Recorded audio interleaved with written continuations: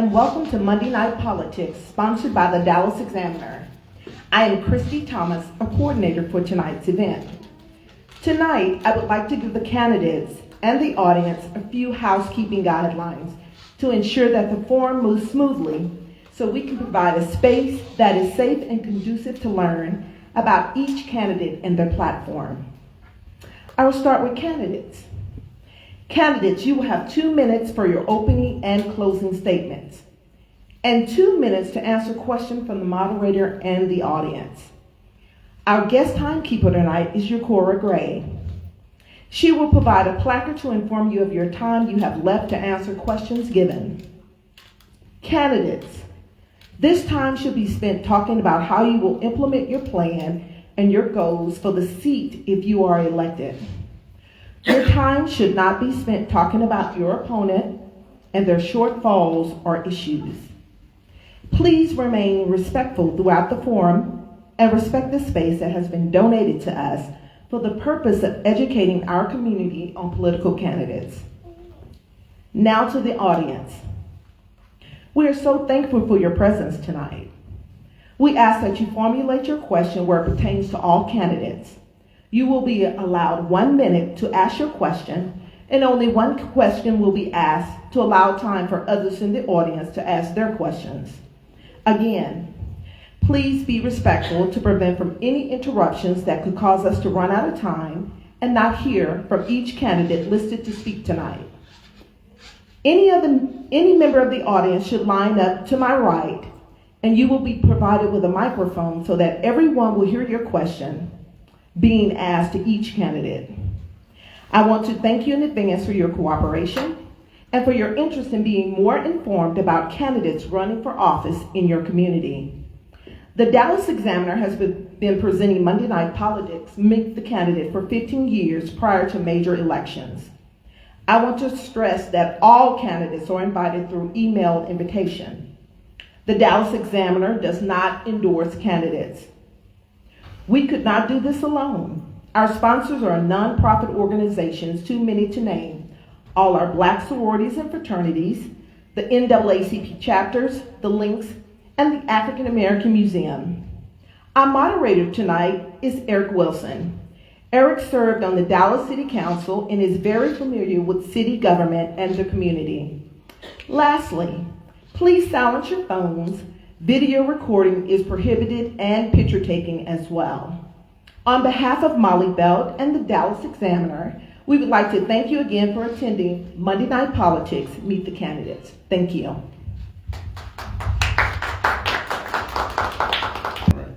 Good evening, everyone. Good evening. Thank you. My name is Eric K. Wilson. I will be your moderator for tonight. I want to thank you all for coming out. And again, those of you who are viewing us online, I'll begin by saying, go ahead and get your questions ready, submit your questions so that we can ask your questions to the candidates that are here tonight. As we begin, we'll just reiterate that we know, and I'm going to this work tonight with this audience. So when does early voting begin? February 20th. February 20th through? March 1st. Election day is? March 5th. This is a smart crowd. I love this crowd already. You are the one. All right. It appears that some may still be hungover from the Super Bowl last night. The roads were kind of light today, so but nonetheless, it's still ineffective. So I want to thank you all for being here. And what we'll do, we will call out our candidates, and then we'll begin as accordingly. So again, I'll ask a few questions, and then I'll ask the audience to ask questions, and then we'll move on from there. All right. So with that, we'll start with tonight's first candidate. Set of candidates that will be for U.S. Representative District 30, and that includes the incumbent Jasmine Crockett and Jared D. Davis. Please make your way to the stage. Okay, clap. It's okay. Good. So begin with your 2-minute opening, and then after that, I'll ask you questions. Thank you. Good evening. Good evening. Let's try that again. It's a couple of us, but a good evening. Good evening. I want to first thank you so much for the opportunity to be here and share with you in this venue.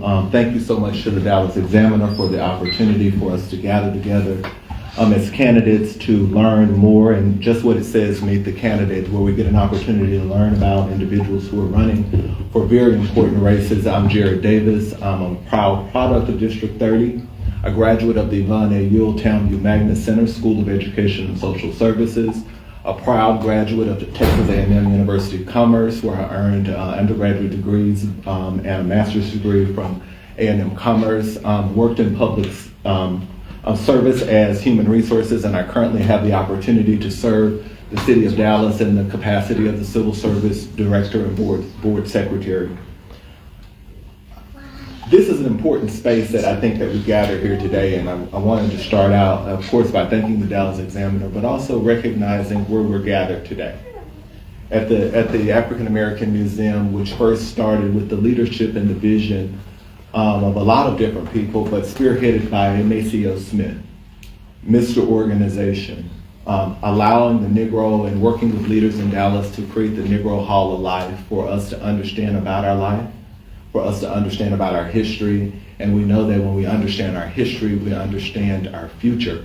And so as your candidate for District 30, I'm physically here because I care about the issues that affect us. And I want to bring federal solutions to local problems. And I really thank you for the opportunity to be here with you this evening. And I look forward to your questions and interacting with you and learning more about what concerns you, and you learning more about what my vision is for the district, and an opportunity that we have to make sure that we get back on the right track and provide the representation that we deserve and we so critically need. Thank you so very much. All right, thank you. We'll begin with our traditional question. So what motivated you to run for this position? A deep passion, being from Dallas, being from District 30, understanding the opportunities, attending Townview, and really getting a close glimpse of what are the issues that affect our community. When I think about what are our educational opportunities, when I think about what are our needs in healthcare, when I think about what are our needs in transportation, infrastructure, and really and truly gun violence in our area, we need someone committed to working with community organizations, working with stakeholders to create those solutions federally that solve our problems locally.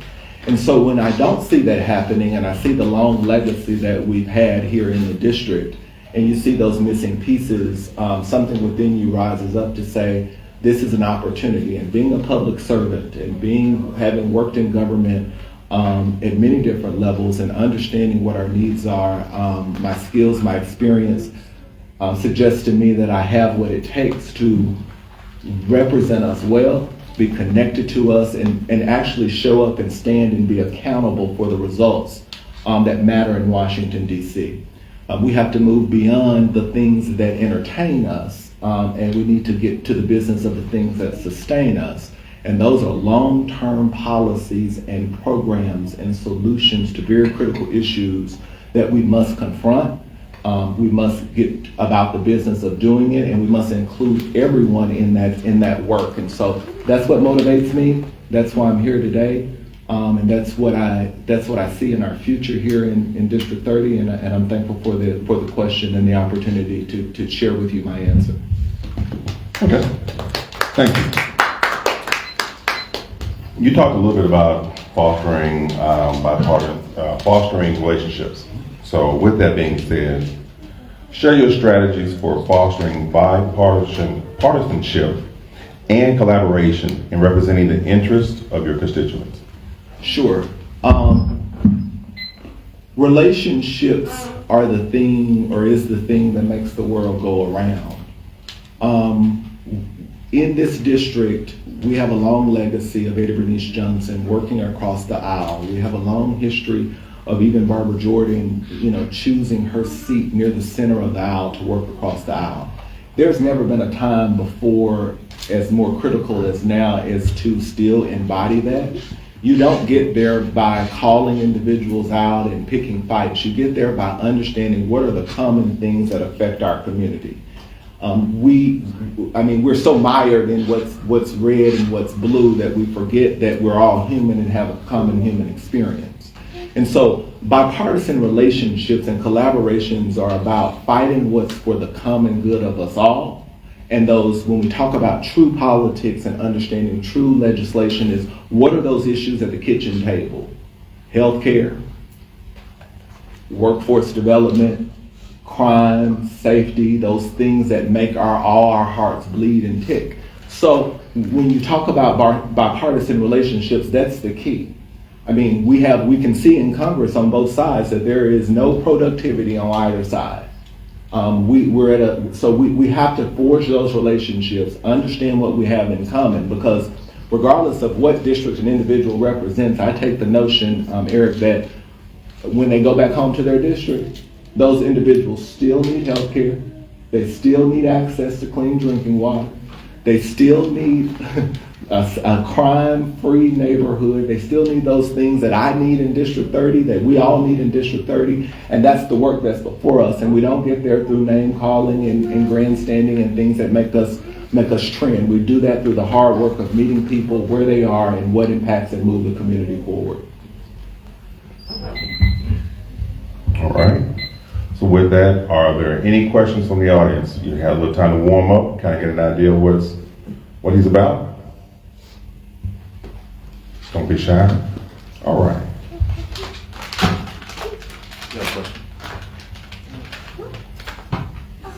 When you mentioned healthcare, Come down to the mic.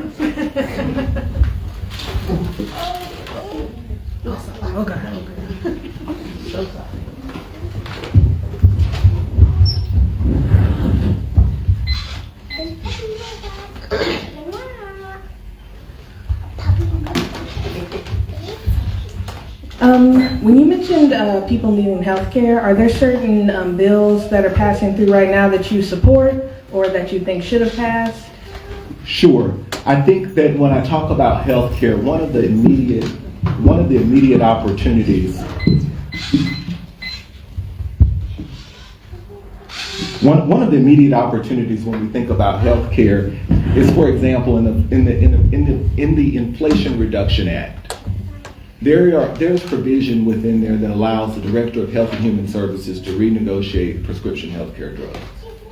So one of the immediate things is sometimes we think we have to pass new legislation. A lot of times it's about enforcing the existing legislation that's already on the books. And so, one of my questions would be in Congress is, where are we in renegotiating that? And let me give you a real life example. My mother is now going through radiation after having undergone chemotherapy for the second time. And one of the side effects of chemotherapy treatment just a couple of weeks ago was the fact that it gives sore throat, right? We know that individuals cannot swallow as a side effect of chemotherapy. When she goes to pick that prescription up at the oncology center at Methodist, because we believe in that health care in the southern sector as a Trauma One hospital, it's $50. That shouldn't be. That's a common prescribed drugs, and there are a ton of common prescribed drugs that we know that are within the system, but we squander the seat. We squander the opportunity to raise that question and ask that question of Health and Human Services, because it's already been put in legislation of how do we drive that down. And that's before we get to the comprehensive component of healthcare about expanding healthcare to make sure that we're covering mental health issues, because we pretend and still in 2024 as if it's still 1994 and pretend that those issues don't still exist. And so those are the things, leveraging the existing legislation that we have to make sure that we're getting the results that it was intended to do, but also working with others, both at the state level and the federal level, to make sure that we are expanding the comprehensiveness of care. All right. I have a question for you. What initiatives, or do you have an initiative to support or to stimulate economic growth and job creation within your district? Sure. One of the things that I would, so my background is in human resources and workforce development. So when we talk about workforce development and my experience working in the community college district, now known as Dallas College, I have a strong passion and an understanding for workforce development and the needs that we have. When we look at securing jobs in aviation as an act, for example, within that law is a whole provision around developing the future of aviation in terms of the workforce. So my question becomes, an initiative that I would have as your congressional representative in District 30 is making sure we're working with Dallas College to ensure that we are instructing and preparing the next generation of individuals who can work in aviation, for example. And there are a ton of other workforce development opportunities that exist that we must do in order to create the next skilled workforce that's going to exist in this district. Not everyone will go to college, and they shouldn't, and there's no harm in that. But everyone should have the opportunity to be economically viable and feasible in this district. When I look at Atlanta and I look at the economic opportunity that's flowing through Dallas, and as a former member of the Plan Commission, I understand where the land growth opportunities are, and they're in District 30, they're in the southern sector. So when we look at workforce development, we should have a strong priority and an unfailing commitment to making sure that our young people today and tomorrow have the opportunity to compete for jobs and obtain jobs. When we think about Dallas and our economy, it's the airport. When we look at DFW and the surrounding land uses and everything that we do, and Love Field as well as Executive, we have a ton of opportunity to really think about our workforce and really think about our economy of tomorrow and how we plan for communities and housing stock and the rest through workforce development and equipping the next generation of leaders in District 30. All right, thank you. Questions?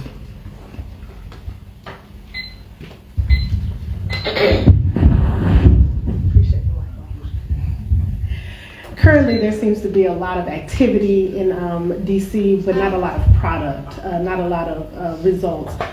If you are elected, what is the thing that you want to initially get on and then have a result from? Sure, thank you for that. I think we see a lot of activity, and I think you're right, and very little product. One of the things, you gotta establish some congressional priorities. One of the things that struck me is Sam Rayburn, longtime Speaker of the House, told Lyndon Baines Johnson in his freshman year as a senator, he said, "Lyndon, whatever you do, don't chase after national issues. Make sure you understand what your constituents need, and work to get them those results."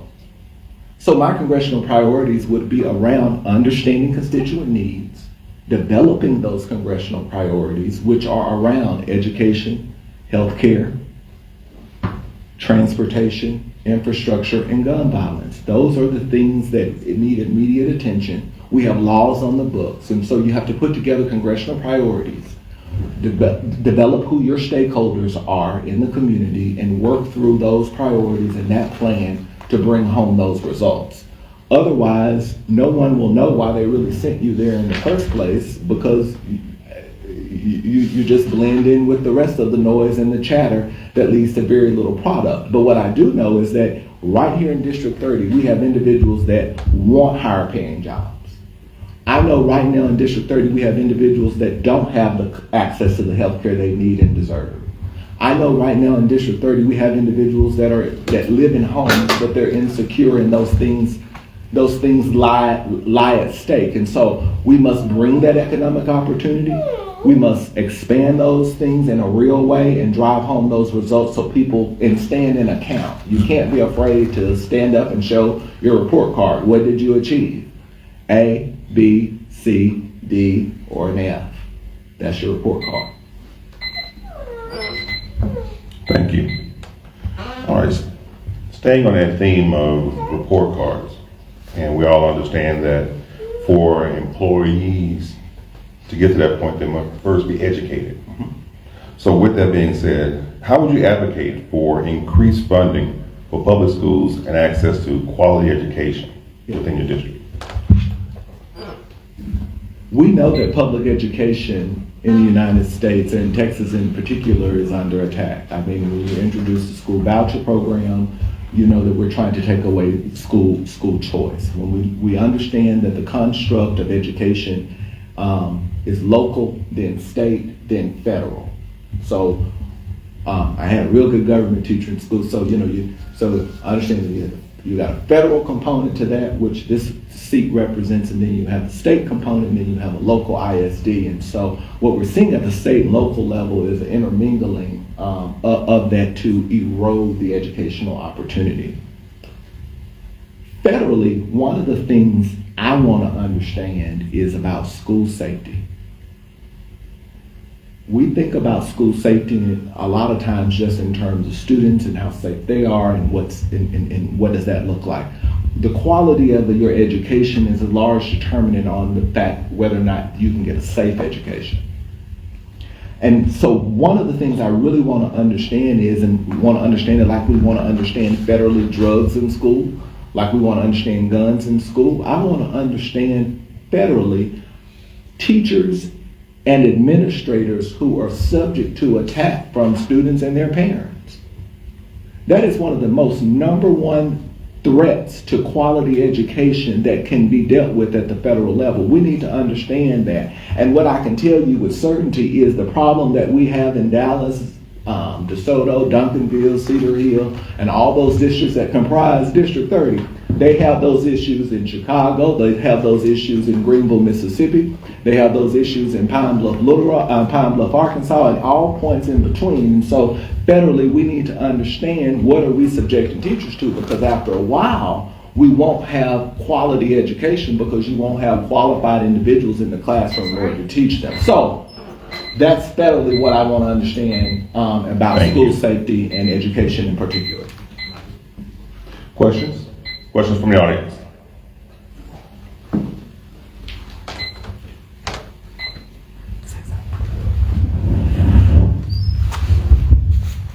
Hi, I'm Helly, and so you're running again in a contested primary, am I right, against Jasmine Crockett? Is that the situation? Yes. Okay, so there's so few women in office already. What is your reason why it would be so important, and what differentiates you from Jasmine Crockett or Rep. Jasmine? Because we don't have enough women in there speaking about childcare or family paid leave. So what is the what makes you going to change things so much more than Rep. Crockett? Sure. I don't mind asking the question, moderator. Are you okay with me responding to the question? Straight to the question. All right. I like to let the moderator moderate. There are a ton of things that separate me from the office holder, and I'll go through those in a moment. But this is not for me about a woman office holder. This is about getting quality representation to reflect and to stand up and authentically voice the needs of individuals in our community. I don't have any issue with a woman being in office, and that's not the source or the framework from which I entered candidacy. I entered candidacy because I have a concern about the deficiency that we have at this current time in the office. Okay, so I don't want it all to misconstrue or to leave anyone with the thought that this is about that. This is about making sure that as we grow into the future, the next 30 years, when we think about District 30, my classmates, my friends, the future, my parents, the future is relying on us being able to set good policy and achieve good results. And so, the process and the democratic process allows for us the opportunity in this primary season to enter our hat into the ring to say, voters, I want you to consider another option. And that's solely what this is about. And it's really about the authenticity and service. I'm here tonight because I care about this work. I've devoted my entire career and my entire personal life to public service. And so I'm here because these are the things that I think that we, and I know that we must go champion, and we must champion with all deliberate speed, because we see what's happening in Washington, D.C. I think even you in the race, you understand what the challenges are, and so that's why I'm here. Thank you, Mr. Marbury. Thank you. Any other questions?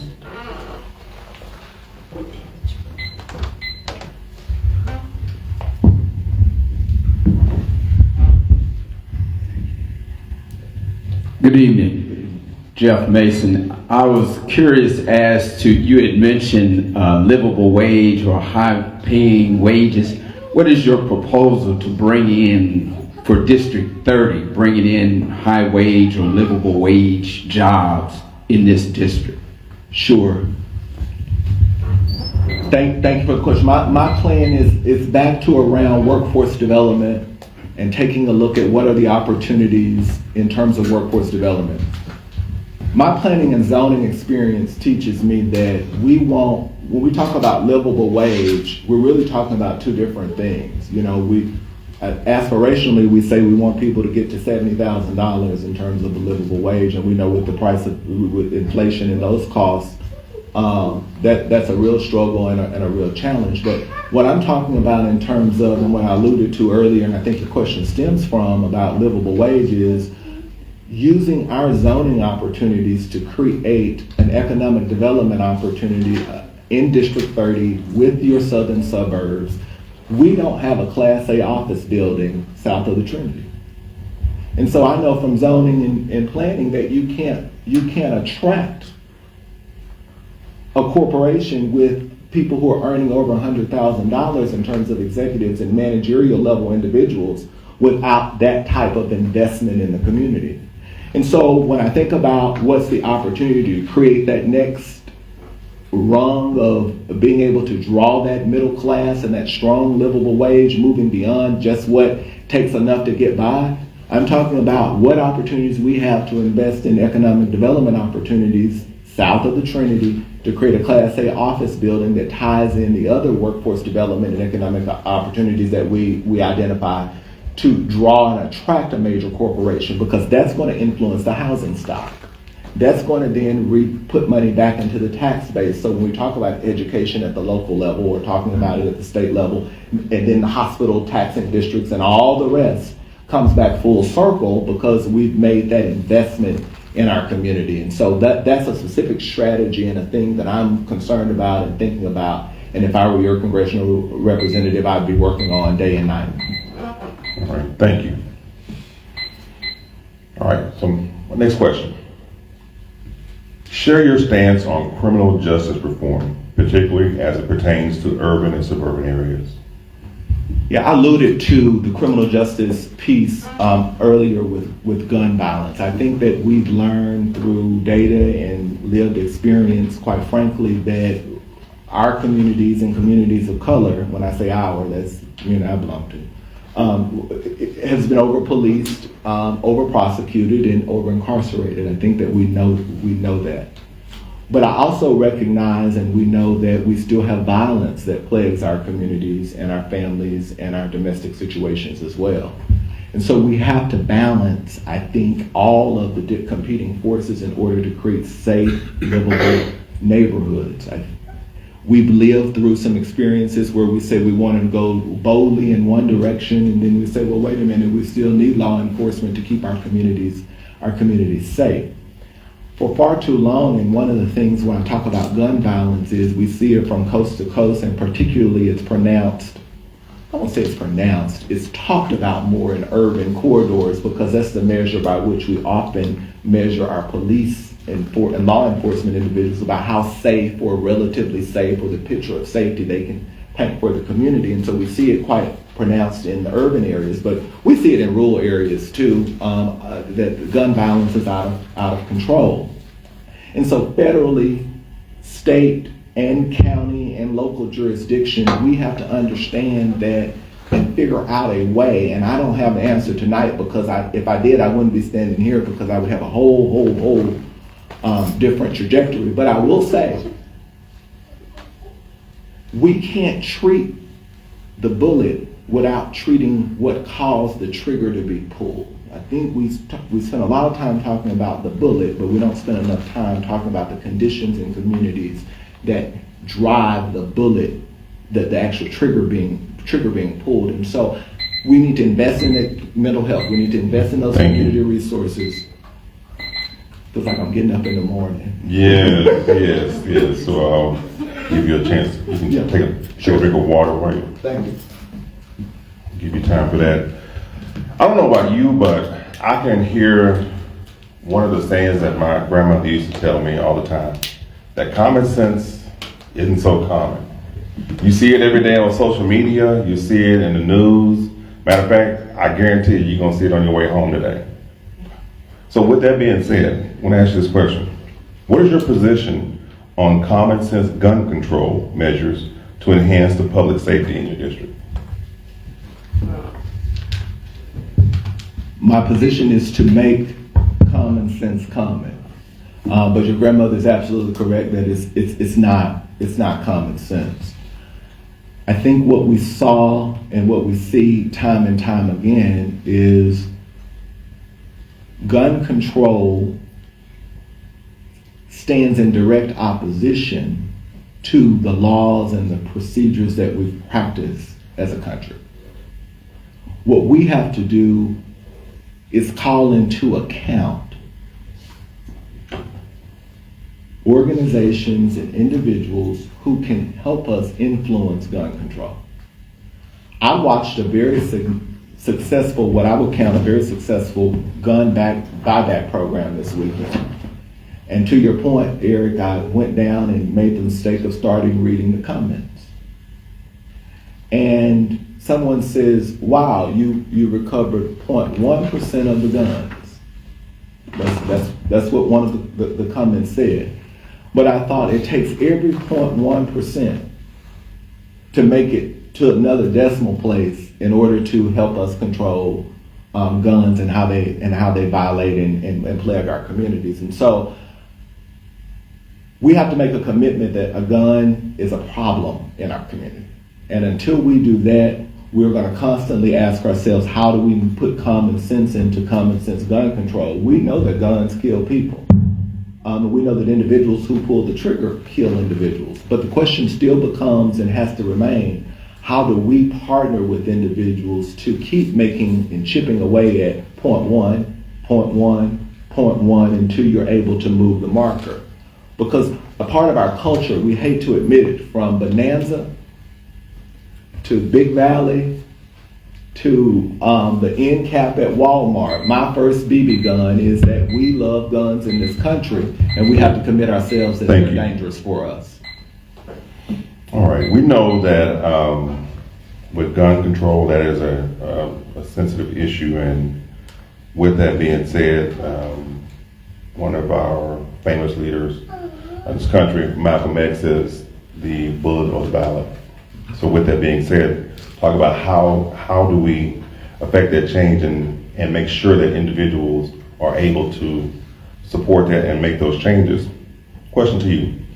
How will you support the restoration and strengthening of the Voting Rights Act to combat voter suppression? I've worked day in and day out to strengthen the John Lewis Voting Rights Act. It needs to be strengthened. We need to make sure that John Lewis and his fight for suffrage, but we have a Congress, we have a Senate, and we have individuals who are not committed to ensuring that we keep our right to vote. And it's just not our right to vote, or keep the right to vote, because we also have to remember is that while we struggle to gain access to the ballot and amendments to the original document that governs this country, also we're women as well, and the women's suffrage movement as well. And so there is an out and out attack, because if I can't get the result I want, I'm going to do one or two things. I'm either going to say that the process is rigged, or I'm going to rig the process to keep individuals from being able to vote. And so my commitment and my full-throated commitment is to make sure that we're fighting and that we are keeping that issue ever before us, because no election has been stolen in this country. That's what makes us a democracy, and that's the very issue that's on the line as we vote, and as we vote even in this primary election. I think about the fact that 80 years ago was the first time in the state of Texas that black people could participate in a primary. That was the work of W.J. Marshall and M.A.C.O. Smith and other individuals who worked and organized, Juanita Craft and others who organized even so far down as Houston, to make that a reality for black people. And so we've come a long way. As my grandmother would say, we've come a long way, but we've got a mighty long ways to go. And so we have to be committed to that as well, I believe and I know, and that's what I'm committed to doing. So we got to get that legislation passed. Right. Thank you. Questions from the audience? And again, those that are online, please submit your questions for our candidates. Yeah, this is a two-part question, or two separate questions. One is one question. Okay, one question. Yeah, I can make it a compound question. I was just interested in your thoughts around the infrastructure bill. If you were in office at the time, how would you have voted for that? And then just your opinion on the high-speed, not internet, but the high-speed rail system that we want to bring to Texas. Thank you for that. I would have supported the infrastructure bill. I support the infrastructure bill. I think it's one of the most important pieces of legislation that we've passed in a long, long time, and we sleep on it. We sleep on a lot of those pieces of legislation that I've talked about tonight, and that we think we have to go and pass a new piece of legislation. I think the Infrastructure Reinvestment Act is a critical piece. When we think about legislation, let me just pause. I'm coming back to the heart of your question. I don't want you to think I'm trying to skip around the compoundness of your question. I'm gonna come back to it. But one of the things I think we sleep on sometimes is the fact that when we think about the Civil Rights Act of 1964, it stretched out all over the place. And you saw it over in the Office of Federal Contract Compliance with this executive order, or you saw it in colleges and universities in this manner. So you see the Infrastructure Reinvestment Act a lot the same. So one of the things, I know that I would have supported it. One of the opportunities that we have is to continue to work with community partners and individuals to make sure that our infrastructure needs in the future are not only planned for, but not only invested in, but protected as well. When we think about growing infrastructure in this district, we must also protect individuals, because the number one thing we don't have the opportunity, and the reason they say that individuals can't invest in our communities, is because we don't have what? Infrastructure. And then we have certain components of infrastructures that really have a real material effect on our ability to clean drinking water or access to high-speed internet. So I think all of those things are important. Now, I don't want you to think that I have forgotten about your high-speed rail. I think that we have a large opportunity for high-speed rail across the state in the triangle as we understand it. But what we also must do is make sure that we're protecting individuals in that path, we're understanding what impact that will have, and we're doing so in a balanced way. But it is an opportunity for our future here in this state and region. Thank you. I love when we have an intelligent audience to ask questions to kind of lead me into almost ask the question I was going to ask. That was a good question. It was a good question. So I'm going to give you an opportunity to kind of follow up on that, maybe a little more specific. What infrastructure project do you consider a priority for improving transportation within District 30?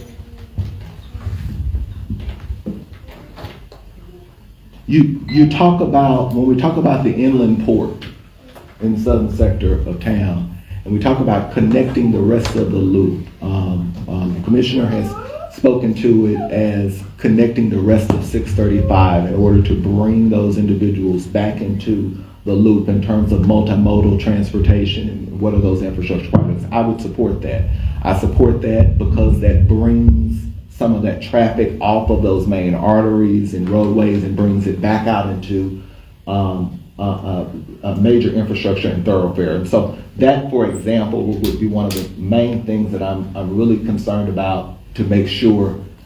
Yeah, I have a bad habit of turning to the person who asked me the question. Oh, sorry. So, but connecting that network. There are a ton of other street networks and highway networks in the southern sector that still need to be completed in order to build out our infrastructure capacity.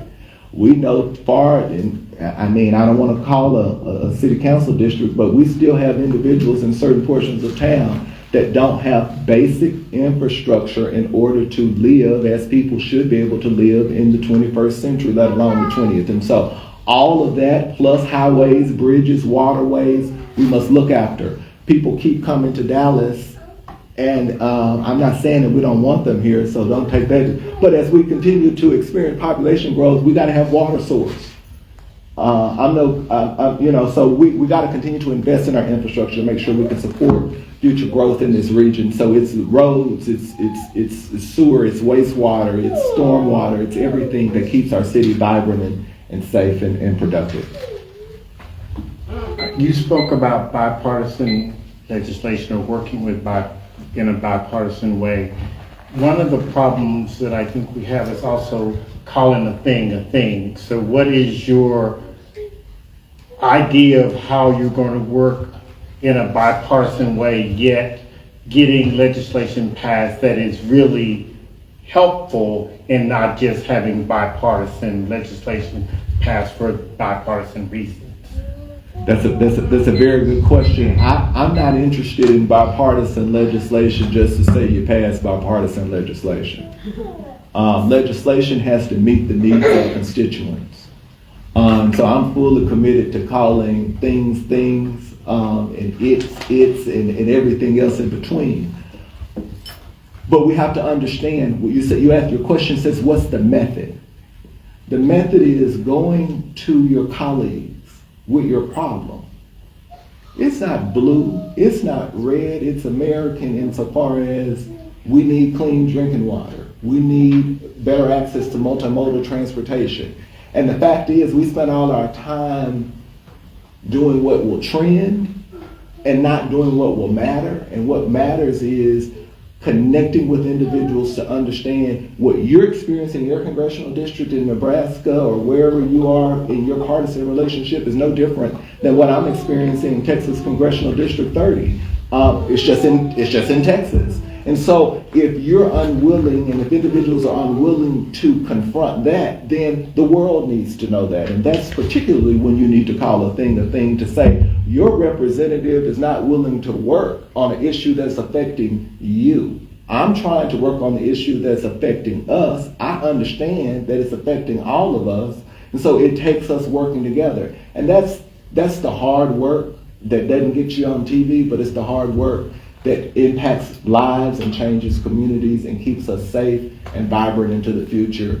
Or we play the reality TV show game, and then we all get canceled in the end. All right, thank you.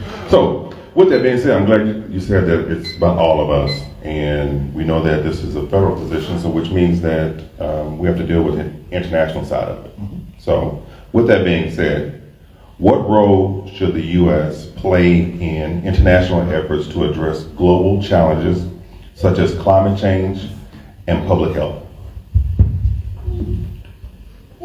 It used to be a time where no one would even ask you that question. It used to be a time where everyone understood that America would play a leading role in what we should be doing about climate change, what we should be doing about global warming. But unfortunately, we've slipped into this place where we're no longer seen as the leader in some of those spaces. So we need to, someone else asked me that question, and I thought, well, now that we're finally back in the Paris Accord, we can actually maybe think about global warming, because we were just taken out of that in the last presidential leadership for no good reason. So I see us playing a very, very important role in the global climate space.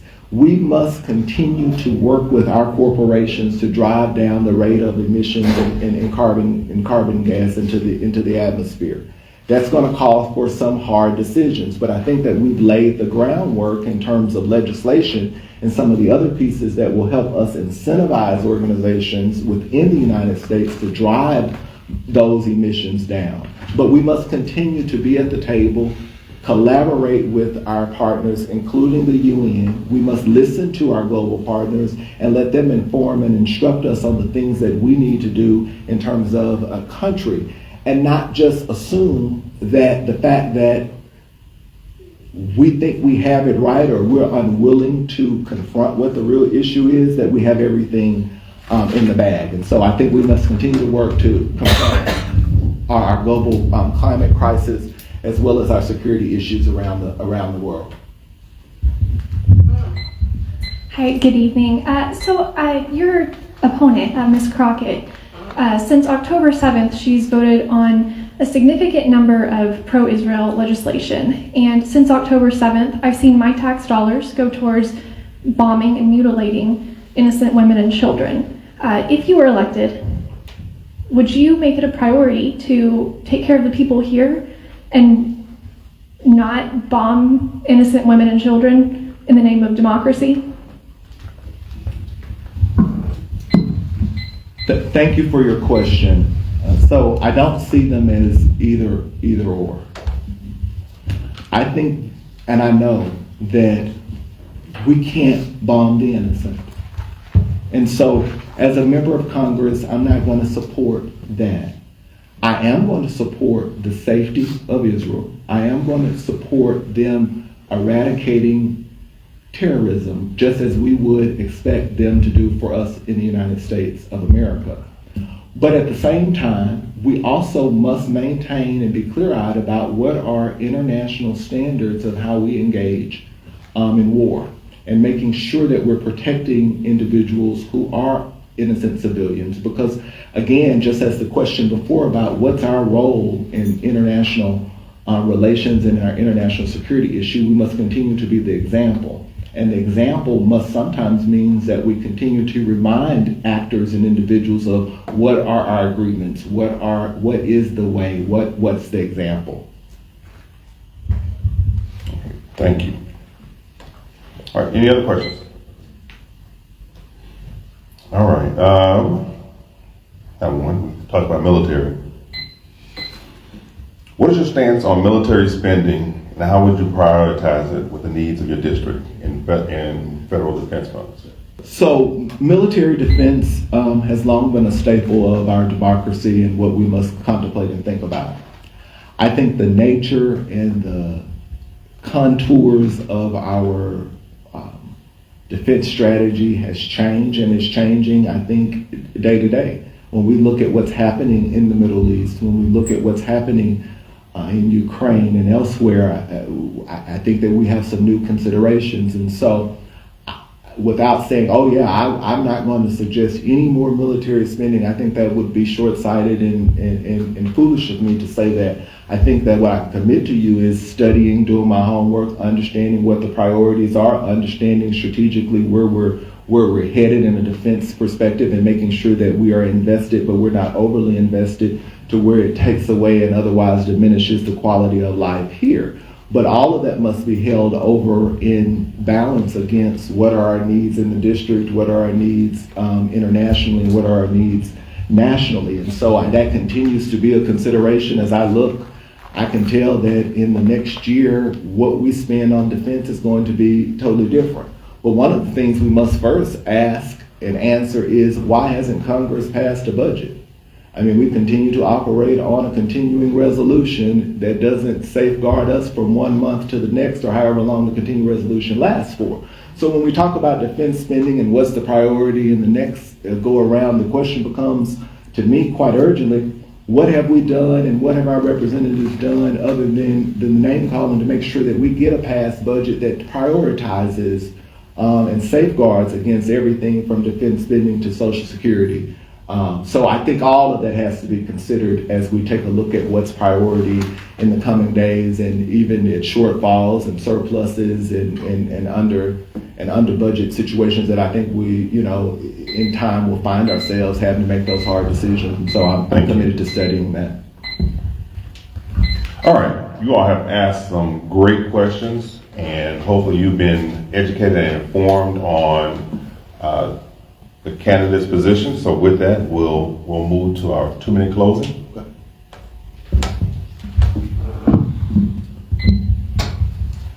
When you said 2-minute closing, it made me feel real Baptist. As I hurry to my 2-minute closing, no, thank you so very much again for this opportunity to share with you. Thank you for your questions. I think they've been insightful and telling of what are our challenges before us. I think that each of the questions before us ask, where do we go from here? As a congressional district, we are accustomed to, and we have been privileged to have long-serving leadership that really took a long, hard look at how do we plan to become the district that we are today. So we really stand at a crossroads to say, what is it that we want to become tomorrow? What are we expecting of our representation? What are we expecting of our government? What are we expecting of our policies and our programs, and how will they develop our children? How will they safeguard my parents? And how will our communities ensure some modicum of safety and our property values and everything that we've worked for? How will all of this work? And so what I want to close with saying is that it's going to work when you have individuals that will do their homework, be committed to solving problems, create a plan with priorities, and doesn't mind coming home and standing in an account to say, this is working well, this is working exceptionally well, this isn't, and here's why, but this is how we're going to work on it as we go forward. That's accountability and representation. And, you know, a lot of people say, well, Jared, why would you challenge an incumbent? The democratic process allows for that. If not, then you wouldn't be elected every 2 years. You have to stand in the county every 2 years. And so you don't get any credit for what you've done in 1 and what you've done in 2. You stand up and you're accountable. So I'm here to be prepared and ready to serve, and looking forward to your support, because I think that being in Dallas, you all know we can get the business done. Thank you. Thank you. Thank you. A round of applause. Thank you. We have our next set of candidates for U.S. Representative District 33. Incumbent Representative Mark Vesey and Carlos Quintanilla. Please come to the stage.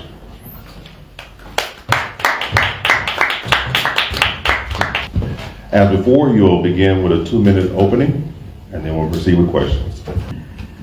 They've asked me why I continue to run in the 33rd Congressional District. And the response is very simple. 12 years ago, the 33rd Congressional District was one of the poorest congressional districts in Texas. 12 years later, in 2024, the 33rd Congressional District continues to be the poorest congressional district in Texas. And it's the poorest congressional district in Texas, even though it has 2 major anchors, Dallas and Fort Worth. It's a district that has seen epidemic drug addiction with fentanyl. It has seen 76104, a predominantly black community, having the lowest mortality rate in the country. It has 76014, poverty, unemployment, drug problems, crime. We have an absence of leadership. We have an absence of accountability. We are not voting for the people, we are voting for the money. And so I want to bring about change. I want to set a new direction for the 33rd Congressional District, and I want it to be the congressional district of the people and not of corporate contributors and donors who care very little about our community. Thank you. Thank you. I think you kind of answered my first question of why you're running, so we'll move to a different one. What initiatives would you support to address mental health challenges and improve access to mental health resources in District 33? Well, one of the things that we have to do is have access to medical care. Many young people in our community have serious mental health problems. You have a very serious problem with fentanyl addiction. You have a very serious problem with vaping addiction. You have a very serious problem with alcoholism. And you have in our community, which is 72% Hispanic, 14% African American, and 10% Anglo, you have a very large immigrant community. And that immigrant community does not have access to equitable and accessible health care.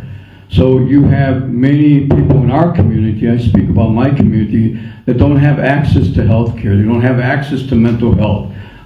There's not enough resources in our community to provide the services that we need.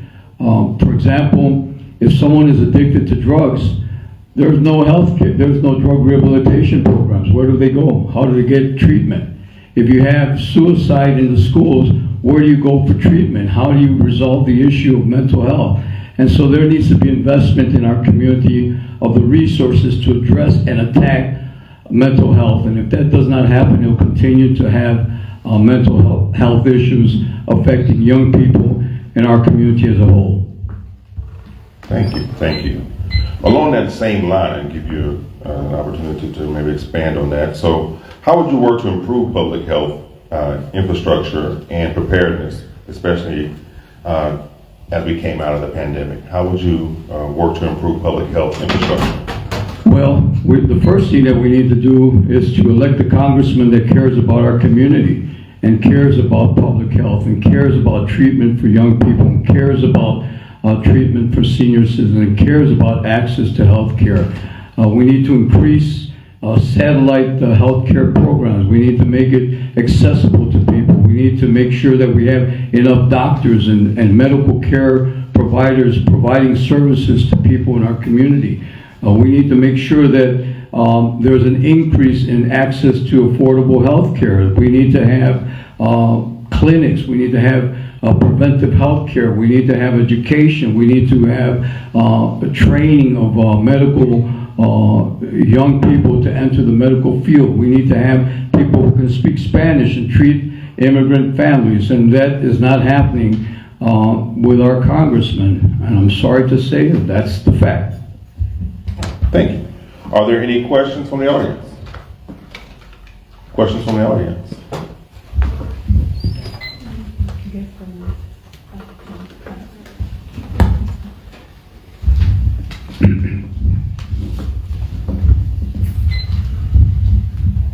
Good evening. You eloquently stated the position of the district 12 years ago and currently. What is your proposal to elevate it beyond where it currently is? Well, first of all, there's no job training programs. The black community has a very minimal business entrepreneurial businesses. If you go into the Latino community where I'm from, you see businesses all over. You see them on Harry Hines, you see them on Jefferson, you see them on Davis, you see them in Fort Worth, you see them in Carrollton, you see them in Farmers Branch. You see Latino businesses everywhere. In the black community, you don't see that. And if I were a congressman, I would work with the black community to have access to capital. I would work with the black community to make sure that small businesses can be developed. I would work with the black community to create incubator programs so that they can survive in a collective entrepreneurial environment. I would provide training, and I would have business seminars and business orientations to empower the black business community. In our community, we have 87,000 new businesses being created every year. How many new businesses in the African American community are being created? Not even close to 87. That's a major problem, and I'm going to address that. All right, thank you. Any questions? Any questions from the audience? Along this, you are really good because I like your questions. You always are one step ahead of me, so I'm just kind of give you an opportunity to maybe expand on that just a little bit more. What strategies will you advocate for to create new job opportunities and to stimulate the economic growth within the district? Well, I would have many years. I'm an old timer. There was a Comprehensive Employment Training Act, and the Comprehensive Employment Training Act provided direct resources to community organizations to provide training and job opportunities. I don't think that Texas workforce is doing the job to really provide the employment training and access to jobs in our community. So I would push earmarks so we can get on-the-job training programs, computer training programs, training in non-traditional fields like medical and technology. I would provide a on-the-job training program in construction, in electrical training and plumbing, so that Black and Latinos can get that type of training. I would work with companies and give them an incentive to hire people from our community by providing a salary stipend to those companies to hire individuals that need training. And that does not exist. It has not existed. It needs to exist, and that will be a priority of mine. Thank you. Any questions from the audience?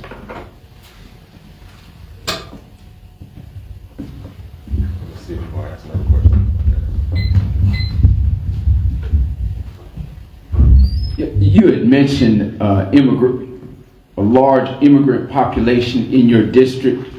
What would be your policy on immigration? I know in the state of Texas, there's a big issue about creating a wall down there on the border, and a lot of immigrants are coming in to the state of Texas. So what would be your stance on immigration and what the United States needs to do in regards to? Well, first of all, I categorically reject Donald Trump's message of hate against immigrants.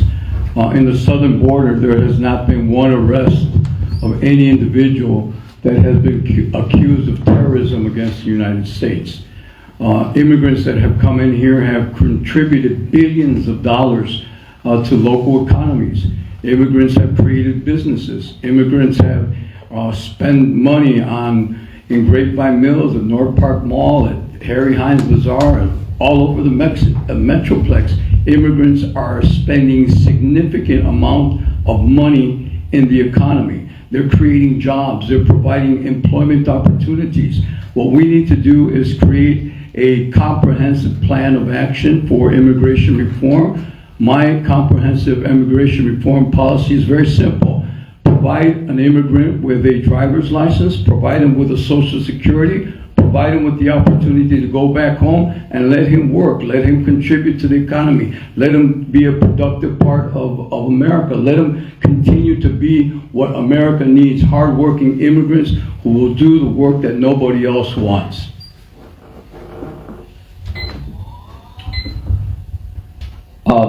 I commend you for running for Congress. Thank you very much.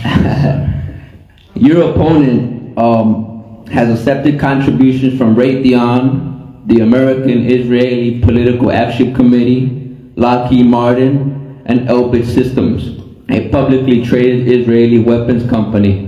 What is your position on the situation with Israel and Gaza? Will you publicly call for a ceasefire today? I have repeatedly called for a ceasefire.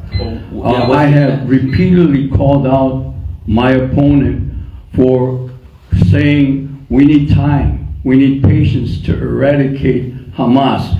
But what is really being said is that we need time and patience to eradicate the Palestinian state, to continue the massacre of women and children, to continue spending billions of dollars to desecrate a sovereign state. I have been very clear, I have been very emphatic, I've been very determined to call for a ceasefire. What Israel is doing in Gaza is unconscionable. It is a violation of international law. It's unacceptable for the United States to continue to permit Israel to murder children and women. And it's shame on our Congressman Mark Veazey for not calling for a ceasefire. And I have to say it like it is. Mark Veazey has refused to call for a ceasefire, and shame on him. And I know I wasn't supposed to say that, but it had to be said. That's all right, Carl. We'll remind you. Please refrain your answers to the question and not to your opponent. Yes, sir.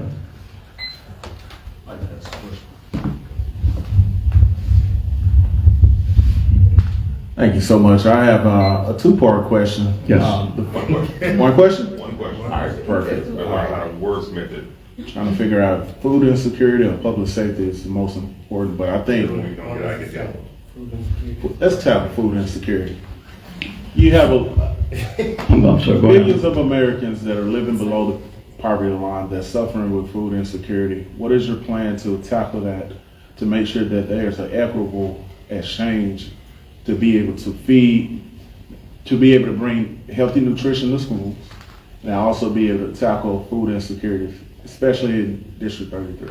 Yes, and food insecurity is more pervasive in the black community. If you look at 76104, which is about 85% African American, it's a food desert. If you look at Southern Dallas, which is predominantly black, you have a significant and serious problem with food equity, with access to food and access to quality nutritional foods. And so I would work with some of the major companies that have been very successful in our community, like Fiesta and El Rancho and others, to invest in putting their businesses in the African American community. I would work very hard to convince them that it's important to expand their outreach, not only to be saturating the Latino community, which they're very successful and very profitable, but also putting La Michoacana or Rio Grande or Fiesta in those food deserts, so that we can have access, so your community, my community, that live in those food deserts can have quality food care, and that's not happening. So I'm going to work on that. I'm going to be very diligent using my position in Congress to convince them that this is a good investment to invest food, businesses, supermarkets in the black community where the food desert is a critical problem. Hello, I just had a quick question. I mean, regarding the matters that were brought at hand, they're very, very important. And one thing that I also hear a lot of people ask is how are we going to pay for it? And I was looking about where we send our money, as you know, where our tax dollars go, and a lot of it goes to international things, including Israel. And we're sending billions upon billions of dollars there. We've gained nothing as Americans. They have more opportunities than we do. And this is from our own taxes. So I guess my question is, what is your stance regarding how we keep sending money to other countries while leaving the Americans to struggle to find food, cover their housing, and things of that nature? Well, first of all, I categorically reject any money to Israel. Israel doesn't need any money to bomb and massacre Palestinian children. I support Ukraine because I think Russia has been antagonistic, aggressive, but I still think that there has to be a partnership of European countries to fund Ukraine, and it should not be the United States funding military wars in Ukraine or funding military massacres in Palestine.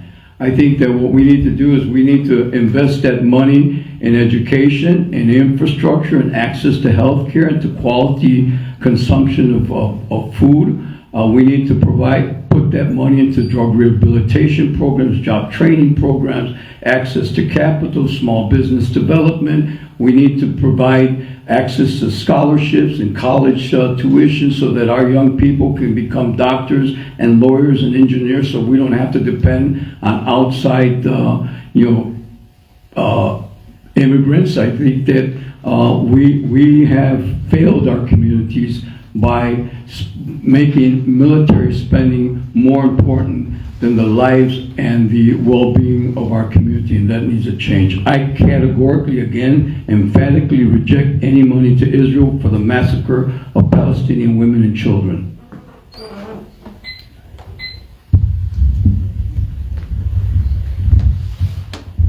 Thank you. Now for my second question. Yes. Would you support any legislation to collect statistical information about mass shootings in the United States? Could you by the repeat CDC? again? Could you repeat the question? Yes, sir. I'm asking, would you support any legislation or host any legislation that would require for the statistical collection of mass shootings in the United States by the CDC? No, I would not. Why not? Information is private. I don't think that there should be a collection of databases. I don't think that the government should have information about our lives or about who we are. I don't think that there should be any kind of collection. I don't think it should be distributed, sold, or utilized without our consent. Oh, mass shootings. Pardon? Not a debate. You asked one question. All right. So next, let me ask this question, kind of double back about, we talked about communities. We understand that communities are often made of two parts. You have the business side and then you have the residential side. So you mentioned a little bit about housing. So my question to you, what measures will you take to address the affordable housing crisis and ensure housing affordability within District 33? Again, I would take the $14 billion that's being sent to Israel to massacre Palestinian women and children, and I would take that $14 million and I'd spread it across America to build affordable homes. I would use that money to provide training programs for Black and Latino and others so that they can get training on sheetrock, on plumbing, on electricity, on infrastructure, foundation, and build homes in southern Dallas. I would build homes in 76104. I would build homes where there's a desert, where there's nothing to be seen except empty lots. I would build and build and build and build and take those deserts and create homes, livable homes, affordable homes for our community. I would push to get the money that we need so that our community can begin to live with dignity, with respect, in an environment that's clean and safe. And they can only do that when they have affordable homes and housing. All right. With that, this is, again, is a unique position because you're also dealing with domestic and international policy issues. So my question to you, from an international or foreign policy standpoint, what role do you believe the U.S. should play in global efforts to address issues like climate change and public health? Well, America should be a leader, but it should also call out its political representatives in our district who vote against the Clean Water Bill. When you have a politician who represents a congressional district and he votes against the Clean Water Bill, you need to ask him why. When you have a politician who is a congressman of the 33rd Congressional District and he votes in favor of the Keystone Pipeline, you have to ask why. If you have a politician who is a congressman of the 33rd Congressional District and he supports fracking and contamination of water, you have to ask why. And if we don't ask those questions, we can never be a leader in climate change. It would be hypocritical of us to talk about climate change when we have climate corruption in our own congressional district. And so my first order of business is to make sure that there are OSHA controls, that there's environmental protections, that we say no to fracking companies, and we say no to those individuals that want to pollute our environment. And I would start at home. And if we start at home attacking that climate change, then we can go talk about climate change in Denmark and around the world. And staying, another question?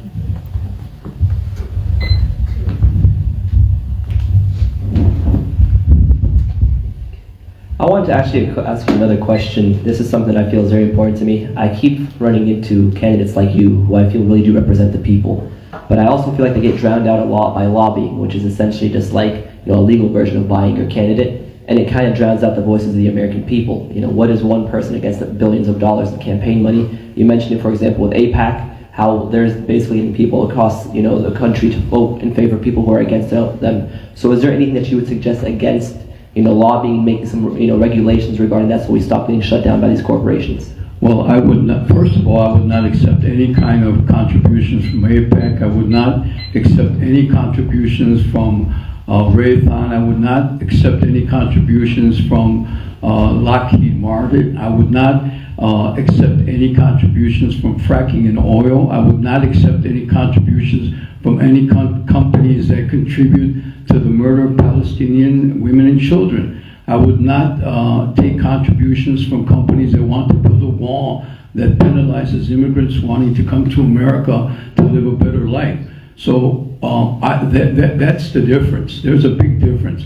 I would reject those kind of contributions. I would reject that kind of mentality, and I would basically continue what I'm doing, getting donations of $5 and $10 and $20 and $30, And if I have to spend $48,000 to get 8,000 votes and my opponent has to spend $800,000 to beat me, then I will continue to spend that little bit of money, but at least I'll go home and sleep in peace.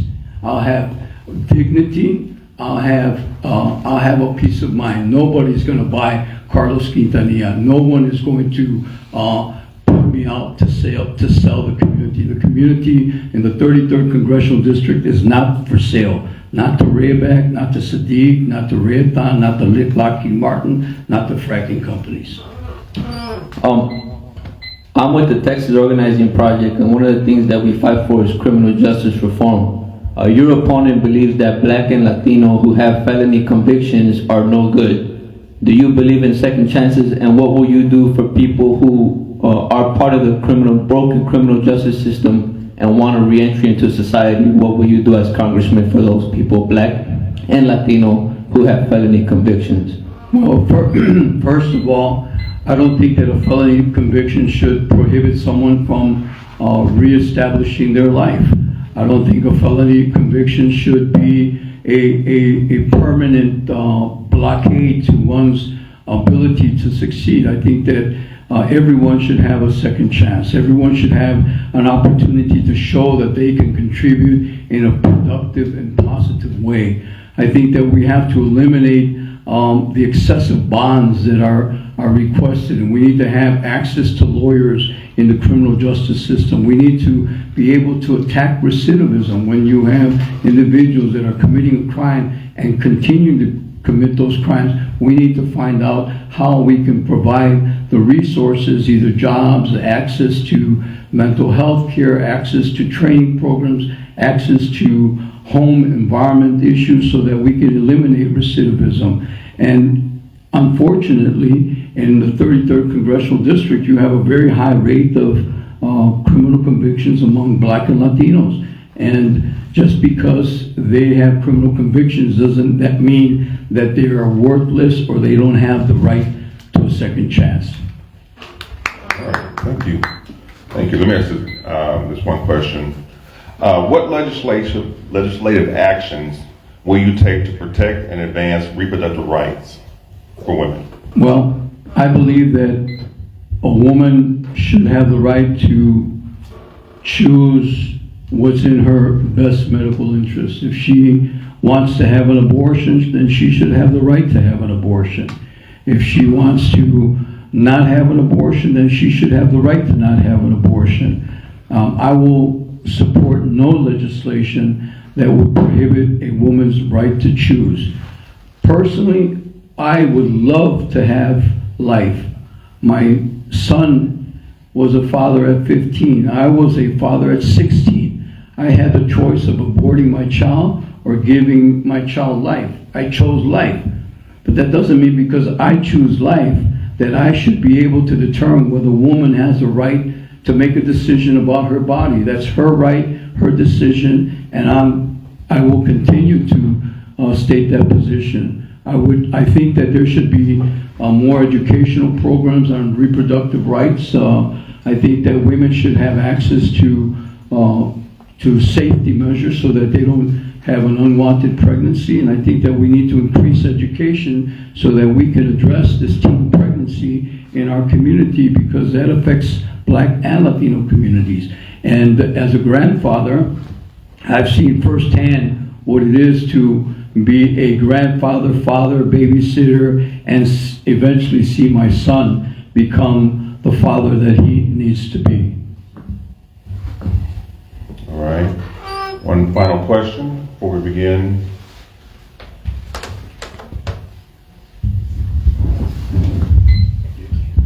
What is your stand on the reestablishment of Section 5 of the Voting Rights Act of 1965? Do you support it?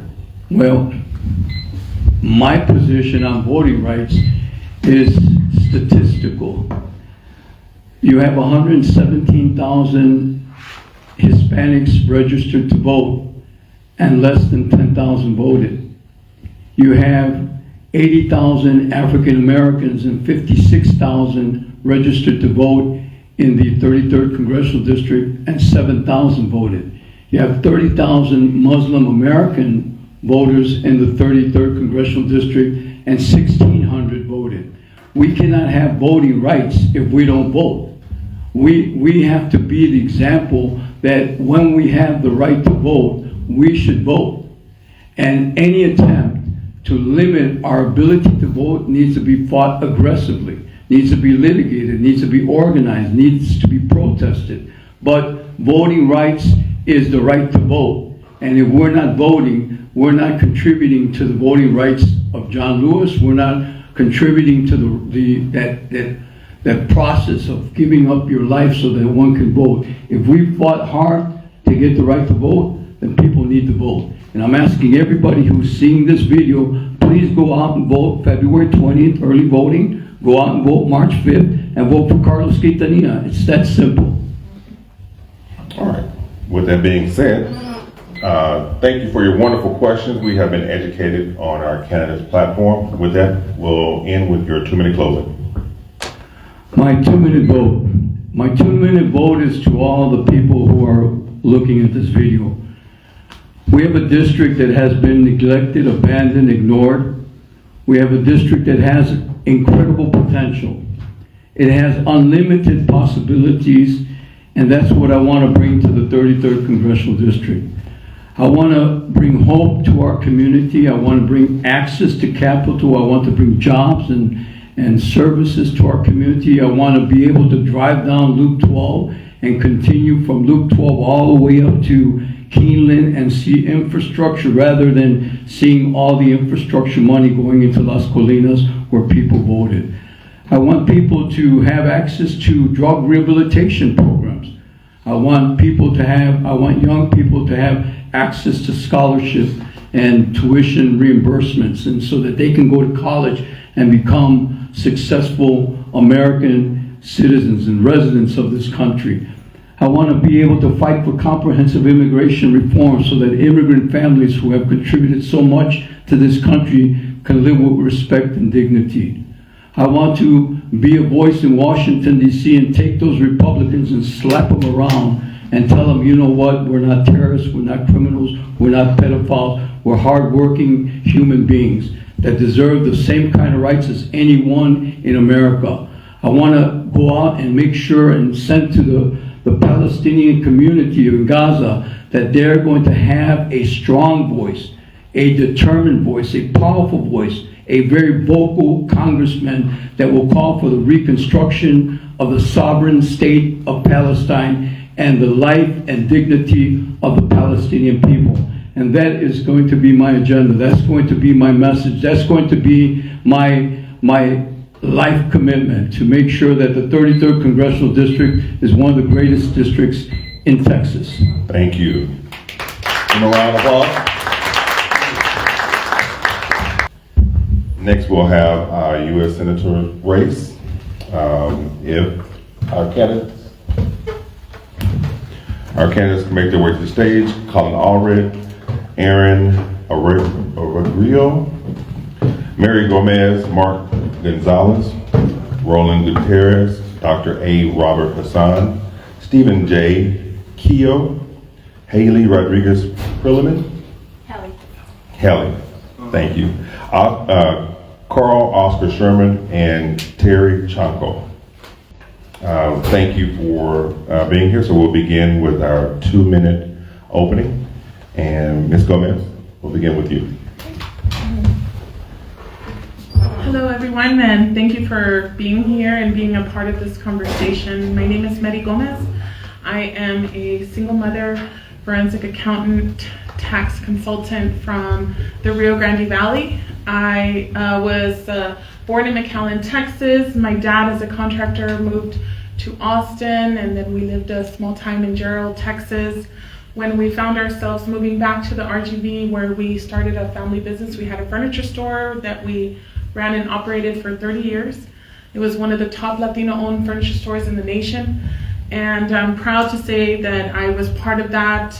We would order from manufacturers in China, so I do have a lot of experience with international business, international laws. And then I found myself in the middle of a housing market crash in 2008, my daughter was born, I returned back to school. I was able to get financial aid, and I ended up getting my degree in accountancy. And now I have my own tax practice, which I took to tax internal revenue code like a duck in water. And so I love taxation. I want to question the laws and maybe even create new laws, as I've studied tax code throughout the inception since 1913. And so I'm looking forward to creating more favorable laws for individual taxpayers, small businesses, and immigrants. Thank you. Perlman? A little bit. Hi everyone, I am Heli Rodriguez Perlman, and I'm super excited to be here to run for U.S. Senate. And I'm a working mom and a tech entrepreneur with over a decade of experience in Silicon Valley building startups. But before all of that, I grew up in Stephenville, Texas. It's an hour southwest of Fort Worth, a small country, rural town, dairy town. My dad was from Monterrey, Mexico, and he came over and worked as a farm worker there at a pecan farm. So that was where I grew up. I went to Texas A&M after growing up there, and I want to tell you a little bit about my family just so you can kind of get a history. So not only did my dad come here from Monterrey to become a small business owner after working in farms, my mother became an educator at Tarleton State University and was one of the few women of color in this education space that kids and college students could connect with. And so super, super important education. And also my grandmother actually was part of the civil rights movement in the 60s and otherwise. The year that MLK got shot and then Bobby Kennedy got shot, my grandmother actually helped hide Cesar Chavez in the basement of St. Patrick's Cathedral in downtown Fort Worth, trying to protect him as he was coming through the DFW area during that very volatile time where civil rights leaders were on a list, essentially. So I tell you these stories to let you know that I come from a long line of entrepreneurs, educators, and activists, and this is just part of who I am, and I'm super excited to be here as your progressive voice. I'm for Medicare for all, universal health care not attached to an employer. That includes mental health care, maternal health care, and overall health for you and me. And reproductive rights is also in there.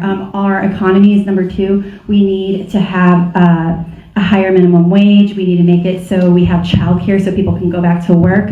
I was pushed out of the workforce as well. And our third thing is to getting money out of politics. We absolutely have a very broken system. And until we change that and get John Lewis Voting Rights Act done, nothing will change. So thank you so much. I'm glad to be here.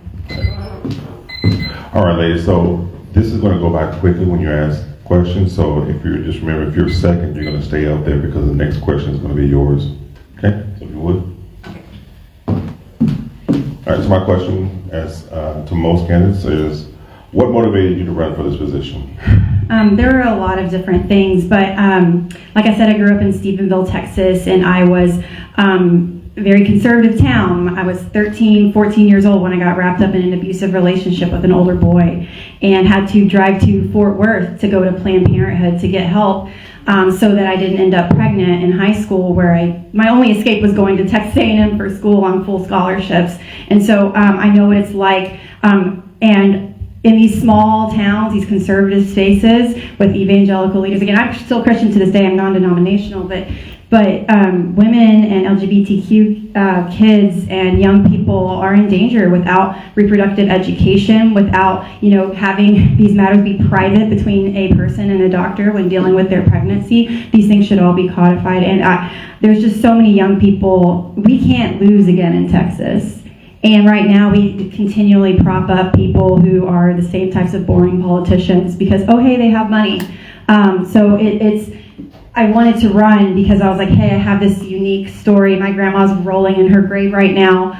She got arrested a couple times boycotting things like lettuce and doing voter registrations. And so it's just so important that a woman, a Tejana, a woman of color who is progressive, who's speaking to these issues like childcare and just the things that we need. It's just so important. I knew I could come here and do something a little bit different. And also Ted Cruz, he's extremely I would say, terrified of intelligent, pretty women. And so it'll be a totally different dynamic putting me against Ted Cruz opposed to, Colin or Roland or otherwise. Because right now, honestly, like if we put a couple, again, men at the top of the ballot, we will have shouting matches again of just talking points and policy nonsense instead of actually someone who's passionate and can understand the real realities of women, of working people, and otherwise.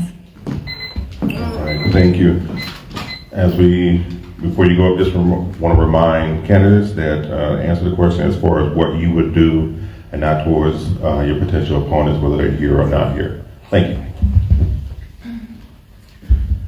So the reason why I decided to run was because I couldn't think of anyone better to run. And so I have been watching Washington. I've been seeing what's been pushed out of Washington as far as, laws. And I have so many ideas that I really want to start to implement or to introduce to the American system.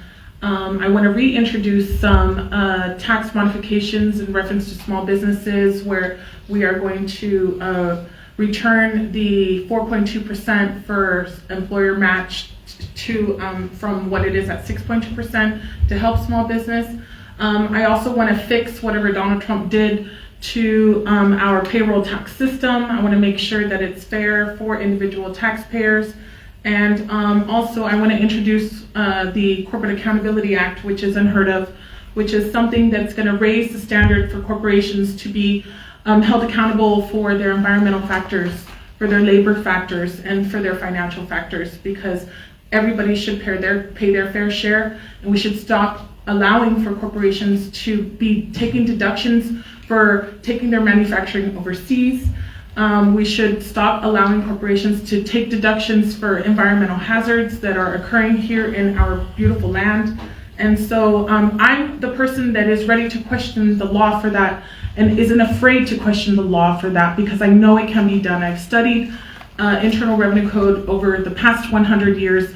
I know what's going to work. I'm ready to implement that, and we'll get it passed with the Senate majority, and I believe that we will have that. So as a woman Latina as well, as for single moms, I'm a voice to let mothers know that we need to become digital nomads, work with our kids, make a workforce that we've never seen before, especially including the immigrants. Thank you. Right. Yes. All right, so next question. If elected, what would be your 3 top priorities while in office, and how would you fund those? Three top priorities would be making sure that we pass an Equality Act, including women's rights.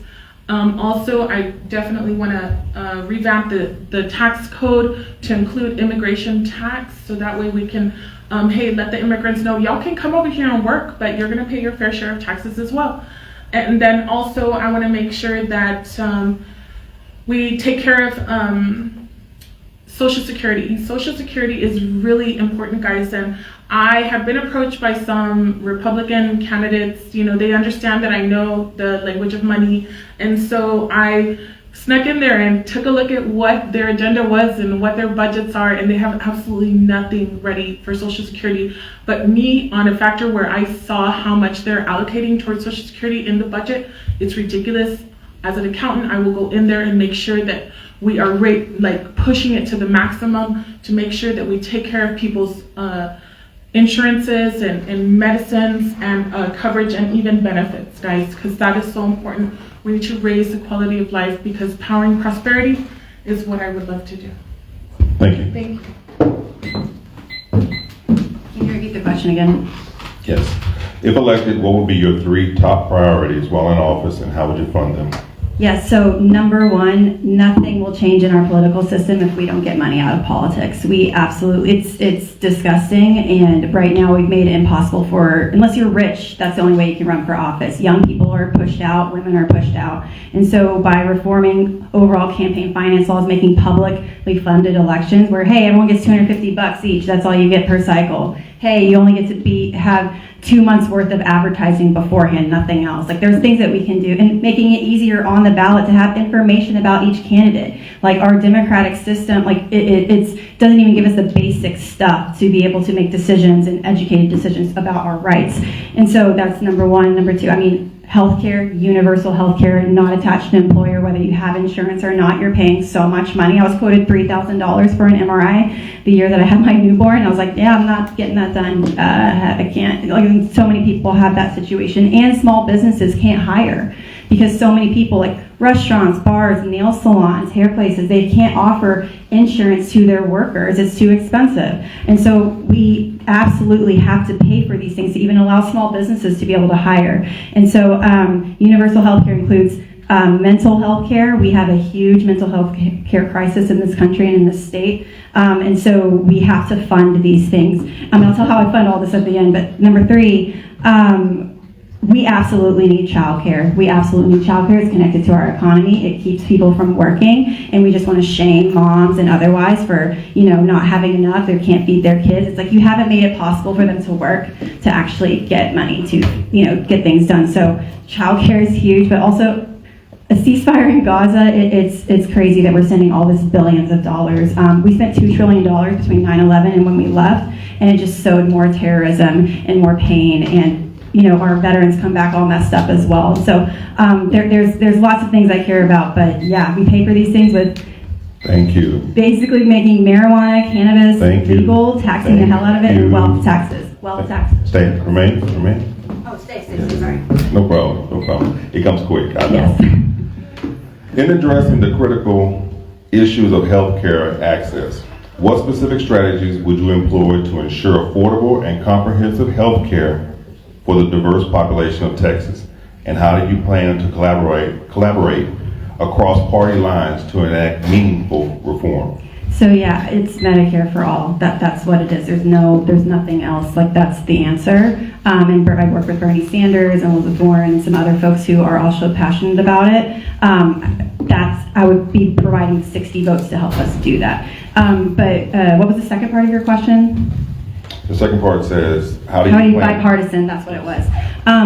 Nobody's happy with this, whether you're a conservative, liberal, whatever. Like in parties, especially during this time of turmoil, if you look at history in the world, this is where parties kind of shuffle because there's so much, corruption and all this other stuff going on. And so right now, I think it's a huge opportunity that we could really push through Medicare for all and universal health care because so many people are struggling, whether across party lines, and it would help. Again, so many people are going to debt for this stuff.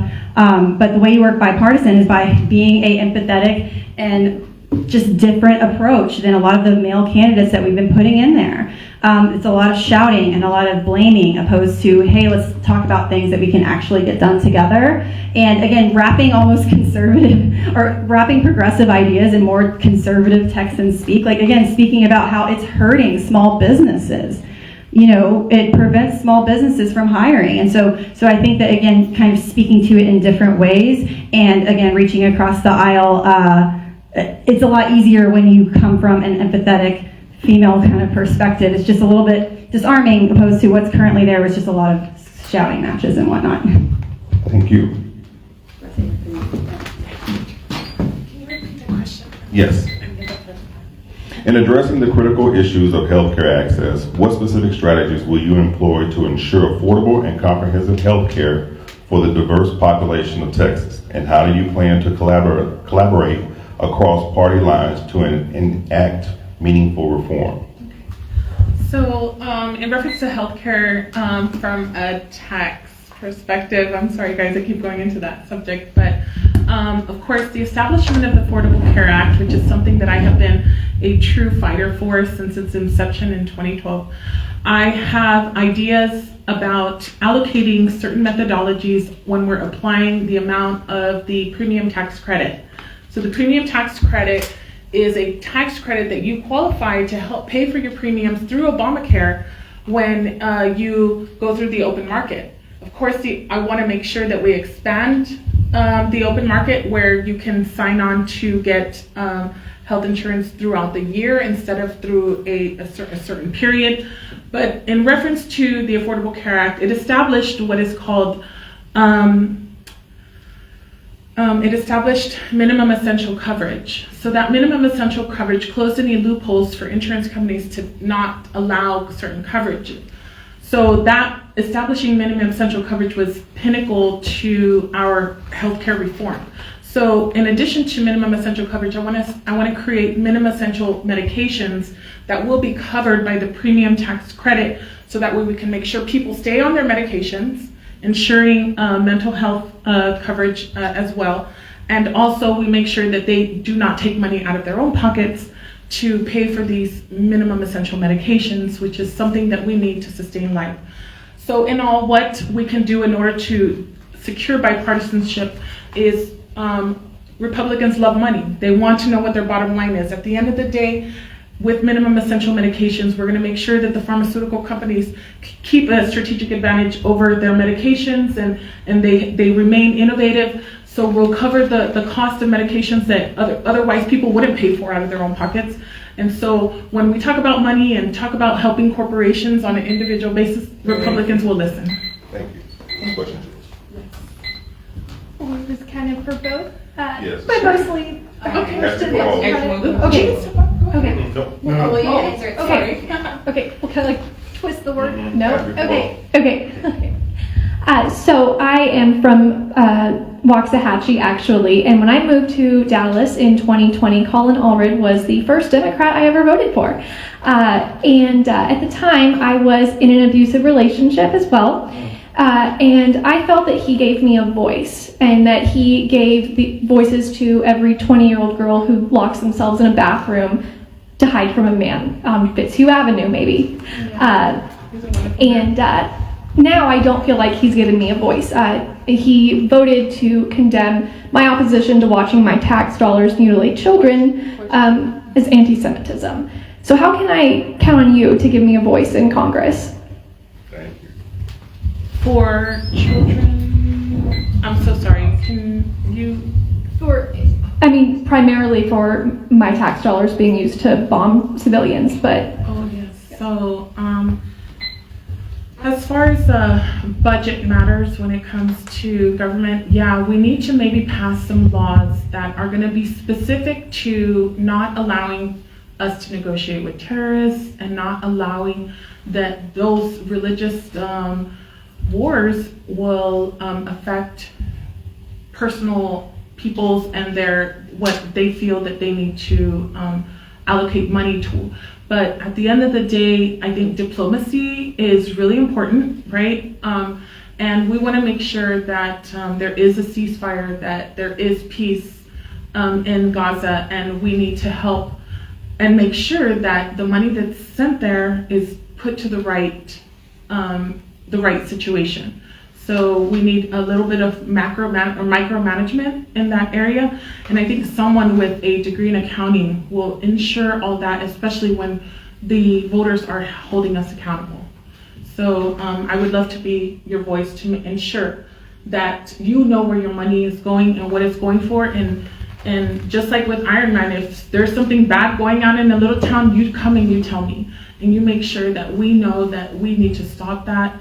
And use some other kind of diplomacy, or yeah, even just remove some monies from certain areas. But making sure that we micromanage that money would be something that I can easily handle. Yes. Thank you. Okay, so I think there was a couple things you mentioned. So when it comes to the ceasefire in Gaza, I 100% agree with you. There's so many leaders who are just not saying what's needed to be said. We need a two-state solution. This is a holy land that so many people care about, and we cannot have this endless war and bombing. And so another way that we can kind of stop a lot of this terrorism as well, a lot of it's being funded by the money that the Islamic Republic of Iran, their oil leaders and otherwise who come here to the United States, they have visas, they have bank accounts here. We could be pushing on them to not have those anymore, because when they're making these oil or copper deals here, that money is going over there and being sent to fund Hamas, Houthis, and otherwise. And so we have to cut off the money. So that's a huge part of that, and I would be speaking to those things as well. And obviously a humanitarian, how obviously necessary. This has to be treated as a humanitarian crisis. And then when it comes to abuse and having a voice for that, like, this is why it's so important women need to run for office, including you. Our stories are so important and they're not told, so we have a lot of men running for office who speak to reproductive rights but don't see the connection to abuse and otherwise that's in this, in education and reproductive education. Like, I grew up in Stephenville, like Waxahachie. I had to sign a purity card in 7th grade. Like, that's what they had in public schools. And that's still, like, these things are still happening today. We're not preparing our young girls and our young boys, our LGBTQ folks. Like, they're in danger, and we can't lose this race. And so I would be a voice for all of those who have ever been in an abusive situation and abusive cycles and try to educate and rehabilitate so this doesn't keep happening. So yeah, and I think it's very much connected to gun violence as well. If we actually dealt with domestic violence, because it always precedes gun violence, whether it's mass shootings or not. My ex who brutalized me, he eventually died by gun violence, like later. So this is very serious to address. I've heard many people ask folks who are concerned about Palestine, do you condemn Hamas? Of course, it's a terrorist organization, but they also say the same thing about Nelson Mandela was a terrorist for a while, and the KKK is still not terrorism. So I feel like the U.S. has a hard time identifying terrorism for what it is. So my question for you is a bit different. Do you condemn Israel, and would you consider Netanyahu, after killing 20,000 innocent children, to be a terrorist? Oh, Netanyahu definitely. Can y'all imagine, like, in 9/11, like, yeah, George Bush was not great, but he went and said, hey, don't attack our Muslim brothers and sisters and neighbors. Like, this is like if Trump was in office in Israel, or Trump was in office at 9/11. Can you, like, imagine that? Like, that's Netanyahu right now. And so, like, they're not interested. Him and the military of Israel is not interested. They only care about, again, reckless use of money to bomb without any regard to people. And so this is a human rights issue. This is a women's rights issue. This is a child. I mean, it is absolutely disgusting. And again, I think if we can cut off money to some of these things and see, that's where this has to start, because that's and if you look at Lockheed and some of these other companies, their stock prices through the roof right now. Like, there's companies here in this state, that we should be pushing on, being like, are you okay? And a lot of Christians work at these places. I'm Christian, I'm non-denominational, and like, they're not okay. Like, that's not Christ-like, So yeah, I am. There needs to be nuance. There is not, there should not be, the anti-Semitism is on the rise, anti-Muslim, Islamophobia is on the rise, all of this stuff, this all has to be addressed, and we all live here, we all have to be here together and work together. We've all been pitted against each other for so long, different races, different religions, nationalities, even within our own communities. Like, me as a Mexican American, I know what it's like to have, oh, hey, I'm a No Sabo kid, I don't speak Spanish, but, and we get pitted against, like, oh, someone's good or whatever. But my grandmother was tortured in the 40s and 50s in Fort Worth for speaking Spanish in these segregated schools that we had. So, I mean, like, these are generations of things of history that's still not taught. And it's so important for us to understand history so we can talk about the issues internationally and here as well. Thank you. So, in reference to, I do not condemn Israel. But I do also understand the Palestinian people need their recognition. It's a really tough subject. My father's a pastor, and I read the Bible my entire life. Of course, I'm not super strong in it, but I understood about the turmoil that's occurring in that area since I was a young child. And it was kind of expected, and I don't understand why the United States is not prepared for this kind of attack. We should use more technology and work with countries or work with states to ensure that we protect life and preserve life as much as possible. We need to use funding for healthcare in those areas to make sure that women have access for their children to be okay, and food and shelter. And so what I want to make sure is that both areas get the funding that they need in order to rebuild their societies. But of course, the Palestinian people are vulnerable, just like we are. The immigrants are down by the border, And so we need to make sure that we help vulnerable people, the poor, and the women, and whatever society it is. But in reference to Israel, I think any nation can protect itself, but we should not be using our funding to further any kind of agenda of any country. We need to make sure that we're using our funding to preserve life. And that is where I stand between any kind of side. Preserving life is the most important thing. My question for y'all is, both of y'all seem very financially minded as far as where money is going. Are both of you willing, and do you have plans to hold companies accountable for both what they do here as far as polluting our communities, as well as abroad as far as funding wars? Yes, definitely. I think if we always follow the money will reveal the truth. And so through the Corporate Accountability Act, which is a law that's been unheard of, and I don't know why they don't have it, but it seems like we're on a trend of having to create laws that otherwise didn't necessarily be created.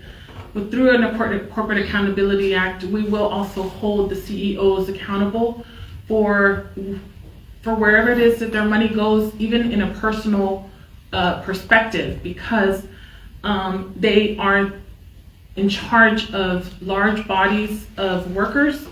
And we already know with Enron and WorldCom that bad leaders will eventually lead to collapses of organized organizations. And so passage of the Corporate Accountability Act is very necessary, especially when we're going to be holding CEOs to a higher standard, and not just CEOs, but corporations themselves. If they want, I know with the Texas Workforce Commission, there are incentives to keeping employers on the payroll, where you're able to lower your tax rates to help you pay less in unemployment taxes. So with the Corporate Accountability Act, as long as a corporation is being responsible environmentally, financially, and also with their workers, they will pay less taxes or even work towards a zero tax.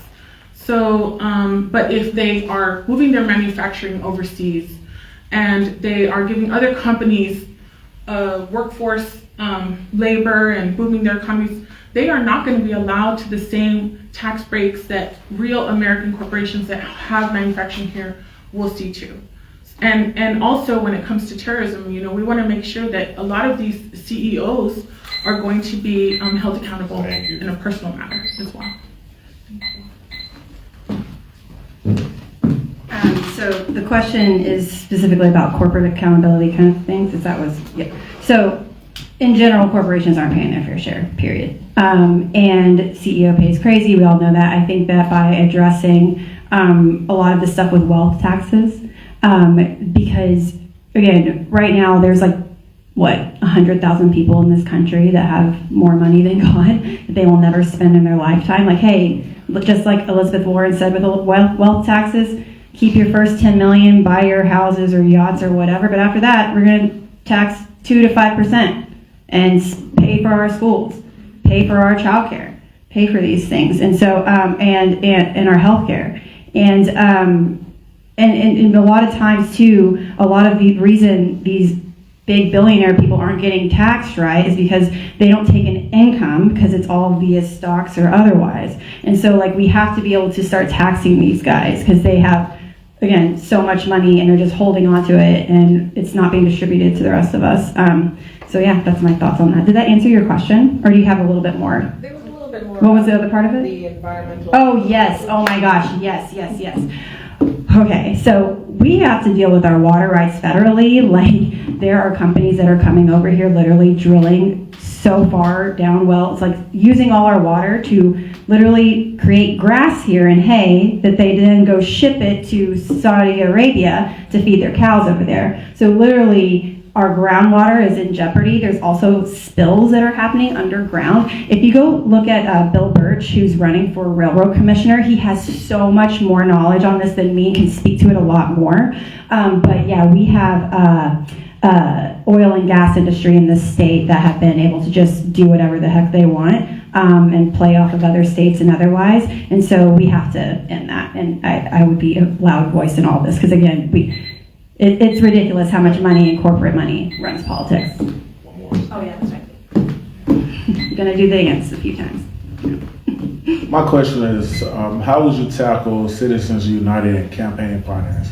I see that's one of the things that you speak about dark money in politics. How would you tackle that, President, to be able to either codify that within the push for a constitutional amendment or other ways to tackle that? I think it should go along with like the Voting Rights Act and the John Lewis. I mean, I think that we should campaign finance reform, civics education. These are all connected, so people understand like why things are the way they are, what position goes like does what. But yeah, I think that Citizens United, the fairness doctrine as well, where it's like our media doesn't have to be fair at all and doesn't have to actually give you facts anymore. So there's lots of these little nitty gritty things, but the biggest thing is making it where our campaigns are publicly financed. Like that is what I will push for and get people to understand. And I think, again, the way that a lot of stuff is spoken to is legalese and lawyerly speak instead of just being like, hey, look, let's make this simple. $250 per person. That's all you get per cycle. Like, again, stopping how often you're able to advertise, making it where you're forced to have both parties or every candidate, even adjusting our what's required of our parties. Like right now, the Democratic Party, I'll give that example because I've been experiencing it firsthand. I was like, why don't y'all have an email list for every person who's ever voted Democratic in Texas, or text message list or whatever, message, hey, the filing deadline's over. Here's every single candidate that's based on your location and what's going on. And here's a little bit about them. Because right now we have candidates who are at the top of, most, whatever, and they're not as, strong because we haven't allowed the democratic process to happen because it's all funded by money, right? And so if we made it where even a Democratic representative who used to work at higher up, he said, well, what's the incentive of, anyone to, they put that work to get those emails or anything. It's like, do we want to win Texas? Do we want this process to be more equitable for people who don't come from money? So yeah, it's so important that we talk about campaign finance reform, the Voting Rights Act, and just push for publicly funded elections.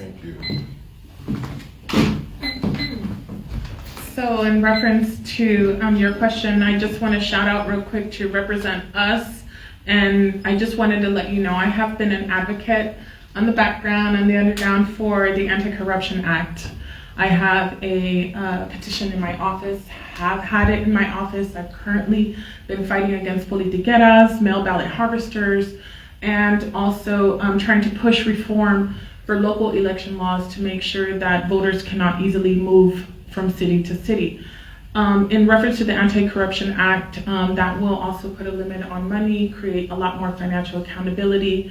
So if you get a chance, check that out. It's Anti-Corruption Act with Represent Us, and it's a really good organization. We have been working hard over and over and over to get that information out, and we will pass that Anti-Corruption Act with me in the Senate. It will, of course, hinder a couple of Republicans, but we will allow people like me, single mothers, like if you look at the numbers, I have no money, guys. And I'm doing very good on my polling. I'm actually, I guess, according to the polls, which we can't always trust, guys, but I'm in 3rd place with no money.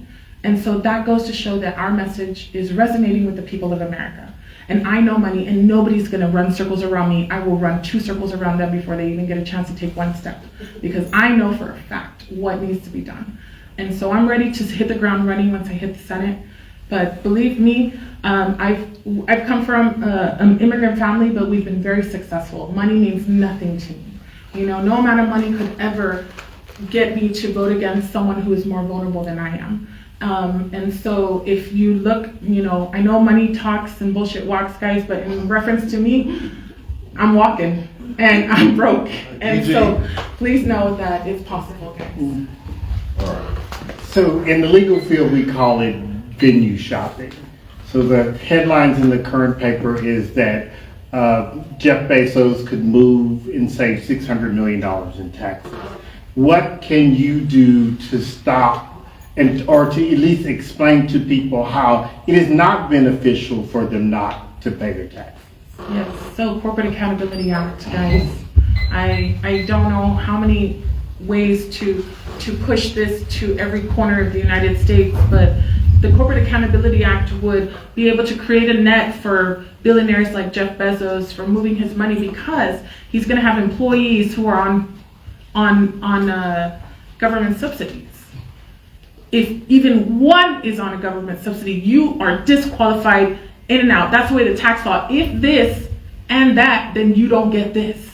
And that's just the way the tax law is, right? So we will apply that accountability to all corporations, big and small, because if at least one employee is on any kind of government benefits, and you know how we will know? Through Form 1095 A, B, and C. We will know because they're either covered by benefits or receiving tax benefits for their health insurance premiums through the open market. So what Form 1095 did is it removed a wall between Social Security Administration and Health and Human Services, and it got everybody talking. So Internal Revenue Service is no longer issuing all these earned income credits, child tax credits to people who are receiving other benefits otherwise when they're claiming that they're poor, but yet then they're claiming like, you know, at least $30,000 in income, but yet on applications for food stamps are claiming like zero money. So we're able to, we're building that net to prevent this kind of corporate fraud, because that's what it is. It's corporate fraud for a corporation to pay low wages to employees who can barely make ends meet. And with the Corporate Accountability Act, it's going to ensure that any kind of corporation cannot receive any kind of tax benefits or treat their retained earnings, their holdings, their stock in any mannerism that would jeopardize the prime investors, which are going to be the employees, which I would assume would have some kind of fringe benefits, stock options. But Corporate Accountability Act is going to take care of a lot of loopholes. Thank you. Oh yes. So in reference to someone like Bezos or Elon or whoever else wants to come over here and, you know, try to benefit, like our tax system needs to be where we need to quit giving incentives or allowing incentives for businesses or otherwise to come to certain areas. Like even if you look at, you know, rural Texas or these areas that are, you know, food deserts or otherwise, like regular people live there who have great ideas and can start businesses, and we're not funding them because they don't come from an asset class that they can take out small businesses against.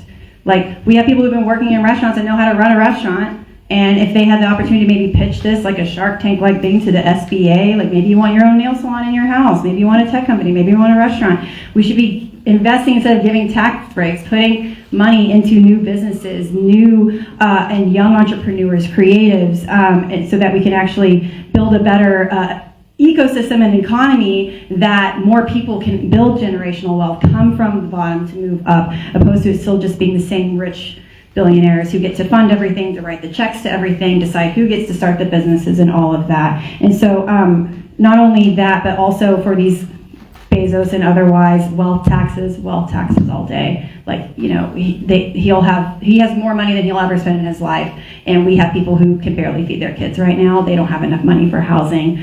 Our wages haven't gone up. Like, it's shocking to me that we still have $7 minimum wage, and that's what it was when I was in high school. It's mind blowing. So yeah, we want to keep these guys accountable with wealth taxes, with preventing these tax incentives for businesses or otherwise, and start investing in the people. Did that answer your question, or was there anything else to say? Okay. Alrighty, we've talked about corporations, we talked about United States Congress and elections when it comes to funding. But we haven't talked about Article 3, which addresses the Supreme Court when it comes to funding that they've been receiving that hasn't been disclosed. So I would ask, if you were to be elected to this position, would you push for legislation to address a moral or ethics clause to be added into that Article 3 of the Constitution, addressing conflicts of interest when it comes to Supreme Court justices such as Clarence Thomas? Thank you. Yes, I would do that 100%. And we would put term limits. We need term limits. People can't just be, term limits. I'll keep it short and sweet for you. Thank you. So like I said, we find ourselves trying to make laws in a world that we never thought we would have to make these kind of laws. And one of my first classes that I took at UTRGV, which is the #1 university in the state of Texas right now, was estate and gift taxation. And part of that, we had to take big classes in ethics. And so I was introduced to a lot of different ethical case law where we had applied certain methodologies. We talked about WorldCom, we had talked about Enron, just different situations of just pure cynicalism, pure inhumanity, where they don't even care about a person who has worked for a Texas company for 20 years, a Republican company for 20 years, and they just fake profits, fake stocks, So we need to set some new laws. So I would introduce new laws, an ethical act. Unfortunately, like I'm saying, I have to create a corporate accountability act. I'll create an ethical act, especially for people in positions of power. Right now, I have a corrupt cop in court where they're dragging their feet on this case because she's a 25-year veteran. I could care less because she took an oath to office. You break that oath, you will be held to a higher standard. And public shootings, whatever, I don't care. As long as you do not hurt someone who is in a vulnerable position and misuse money, misuse your power. If you're gonna misuse your power, you will be taken out through some kind of legislation and held to a higher standard. But there will be criminal charges, especially with Judge Clarence Thomas. I would love to prosecute him to the highest level of the law and the land, to set a standard to make sure that we don't have any kind of repeat or copycats. So definitely going to be passing some laws in ethics. Definitely, guys. Yes. Oh, yes. Across the nation, there's been a lot of bills that are targeting public education, whether that's in the form of vouchers or book bans. What would you do in your position to protect public education? Anything and everything I can. Even as a senator, I wanted to make sure I am a product of public schools. I am a former state athlete and state musical singer. I was in the arts. And so a lot of who I am was because I stayed off the streets because of UIL, because of after school programs, guys. They saved my life. They gave me ambition to want to be more, to want to do more. And not just that, public schools allow for me to perform in arenas that I would never perform in. To crowds that want to see a champion really get out there and go for the gold. And so I give everything that I am to public schools. I love my teachers, which they will vouch for me and they will talk about me, and they knew that there was something different about me because I never let nobody tell me no or I can't do it. I was the first female powerlifter in the Rio Grande Valley, but I didn't have any competition, but I was breaking some records, and those records are still being held at the university. So I want people to know that public school is a service to society. It needs to be funded, so I will secure funding for all UIL programs regardless of attendance, and make sure that every public school has amazing facilities for students to want to perform in and stay off the streets, and facilities like this, performing arts centers that will give one person an encouragement to be an actor that will entertain us for the rest of their lives. So when it comes to public schools, I will be a fighter to the very end for whatever they need, including raising teachers' wages and securing the retirement, because right now teachers' retirements are at risk. And as a tax expert, I see what the end result is of that, and teachers need to be taken care of because they don't know better otherwise. And I think that by the teachers' retirement, it's a big scam, guys. They are being able to earn interest in the private market at an alarming rate. Why can't teachers take their retirements out and earn that money too? Thank you. So there's a lot of limitations. Okay, so I'm also a product of public schools, and it's disgusting that we don't pay our teachers at least $80K a year. That should just be base level of respect for our teachers and the work that they do. But also public school systems do need to be reformed in some ways, a lot of ways, and we need to have them as more of community centers where we have, showers for kids, we have childcare for teen pregnancies, we have, resources for single parents and food. These should be central places for childcare as well for the community, our public schools are such a huge. It's one of those things where it's part of our country's being that we have a right to education, and so that, and we also need to have programs in schools that talk about, again, relationships, sex ed, abuse and trauma and mental health and how that affects over time and is passed down. We also need entrepreneurial education in schools as well. Yes, college is great, and we also need to encourage people to be able to start businesses, and what does it take to do that, so that we, again, for those who cannot afford to go to college, we can have these other options. In our trade schools, I started to start up in the beauty industry. Our beauty schools are extremely broken, or very antiquated, and a lot of them are for-profit and are very exploitive to a lot of Black and brown folks, immigrant women, especially in the nail salon industry and otherwise. So I want to be able to speak to those issues as well in our education system, the trades, and how important it is that we, again, an educated populace can vote, can provide. Again, it's just crazy that we don't fund this stuff, and we can fund it with wealth taxes and otherwise. My question was, based off of your answers, obviously, one was willing to condemn Israel, one was not. So my question would basically just be geared towards how can we make sure that we're holding Israel accountable for their actions after they killed over 20,000 innocent people? And more so, how can we make sure that they cannot continue to proceed with their attacks?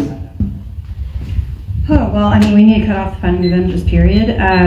They act like they don't have their own businesses and money that they can use for their own thing. Money has to be cut off. And when it comes to, what was the other part of your question? The funding, and then it was the 20,000 people killed. How do we hold them? Oh yes, holding them accountable. Yes, much like after we did with the Nazis in World War II. We need to be doing these things. This is serious. This is literally way over the top of. This is gonna sow more terrorism. It's astonishing. It's a human rights issue. So yeah, just like we did with the Nazis. Netanyahu. Thank you. Yes, so if it comes to removing funding, yes, definitely. And definitely holding anyone who is responsible for crimes against humanity is necessary, including our local terrorists who shoot Mexicans in El Paso. So we need to hold people who kill innocent lives to a higher standard, and I don't know if there's already the World Organization or the UN that is doing something like that to prosecute them, but it just doesn't look like they're getting anything done because they've been applauding, dictators in the UN, and so. Here in the United States, though, we can easily pass some laws to hold people who are destroying life accountable.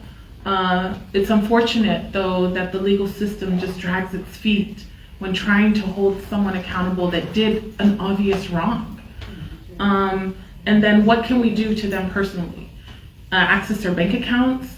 Then that means we have to pass laws against privacy. So we are learning as we go.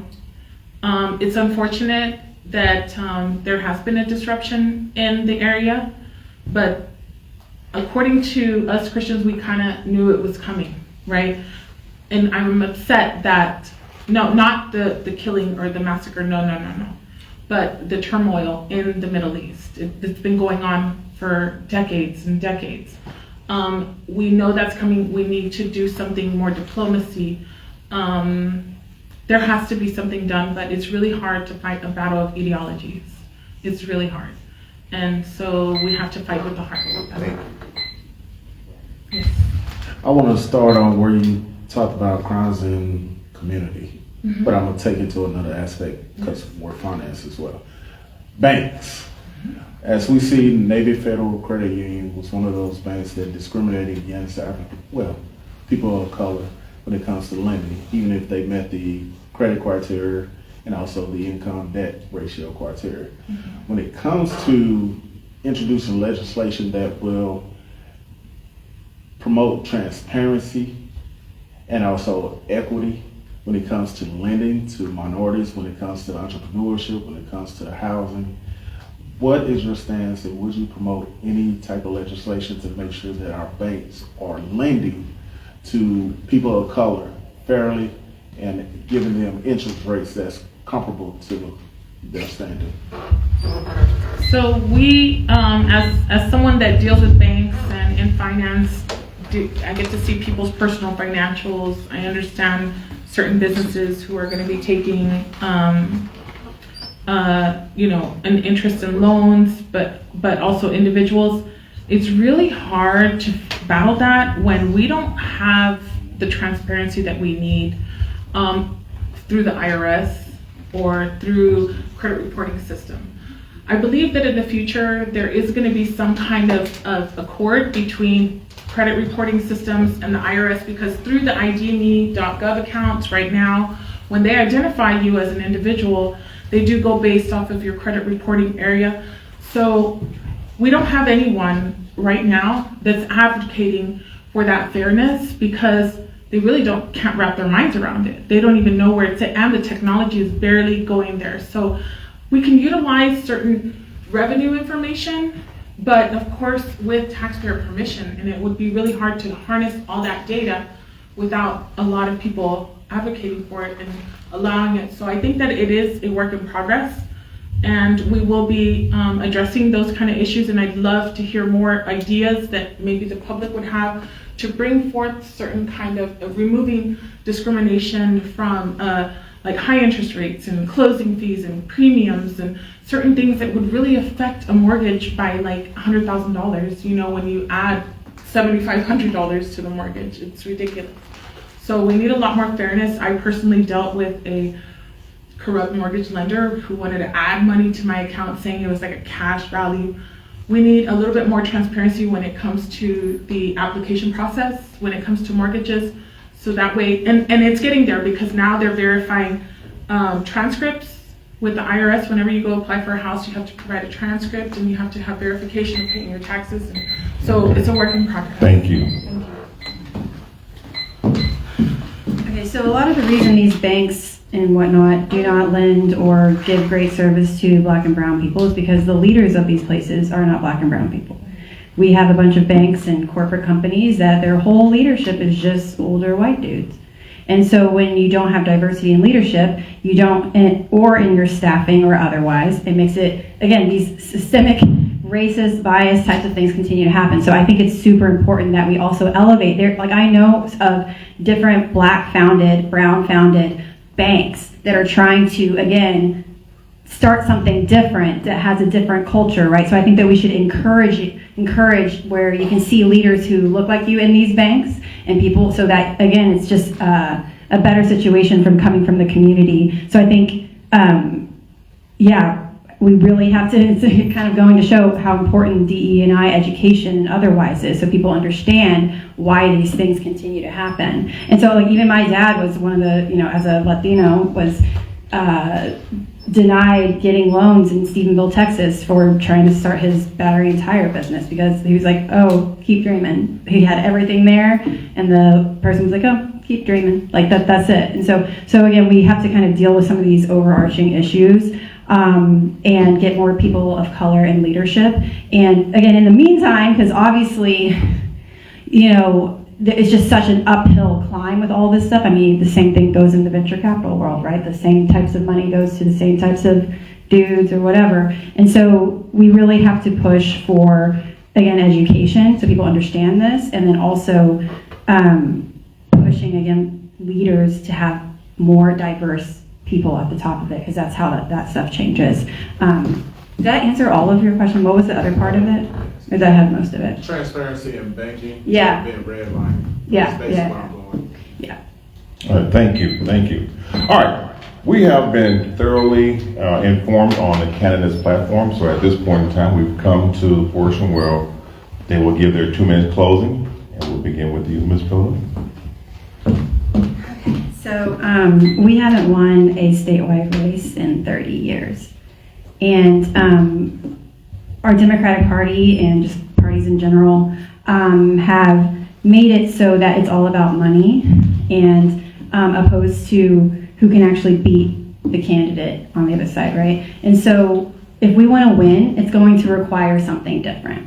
And yes, we all have our loyalties to previous reps who we've served with or we love or we're friends with, but we cannot lose Texas. We have literally women, young girls, LGBTQ folks, like religious minority, like it's just like we cannot lose Texas. And so we kind of need to leave these kind of loyalties and whatnot aside and see who can actually go against Ted Cruz and beat him. Because if we put some of these other candidates up there, it's going to become a shouting match. It's going to be the same stuff for their social media likes.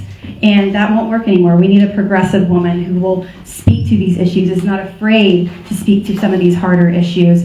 And yeah, it's women need a voice. We have been told, oh, we wish we had women, we wish we had women, female color candidates, and the reason we don't get to show up as much or have as much money because we got kids we're watching. We have, we don't have the funding that, the check writers, they send it to the same types. And so it is so important that women have a voice, and I'm that voice. I can take on Ted Cruz because, again, they're terrified of women like me who can actually speak to some of these issues and take them to task. We need a leader with empathy that'll inspire young people and women. If we want people to actually come out and vote and get excited, they want to see someone who looks like them, and I think that women and young people would be ecstatic to come to the polls if you put me at the top of it. So I'm asking for your consideration in the primary. Again, think about winning Texas. And it'll be a woman who does it. So thank you.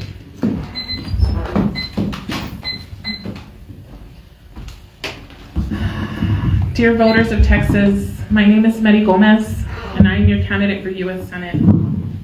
I'm a fighter and have been a fighter. It's in my blood. My great-grandfather was the first president of the Republic of Texas, and what he did is he rode into Washington, D.C. on his horse as one of the first vaqueros to represent in Washington to say, we are here. We can't be taken over. But it's unfortunate that a lot of science and technology, including gun technology, took over the vulnerability of the Mexican people. We didn't cross the border crossed us.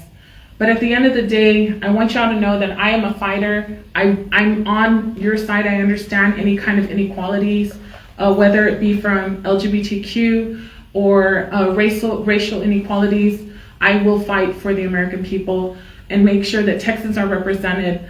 I will fight for the small businesses and for the single moms that have been struggling to make ends meet. I want to make sure that we're going to give you all the benefits that we can when it comes to tax credits, when it comes to help with food and housing, but also we want to strengthen the workforce and make sure that mothers feel empowered, that they can return to the workforce and be a part of our workforce via digital and also by providing childcare and healthcare for all.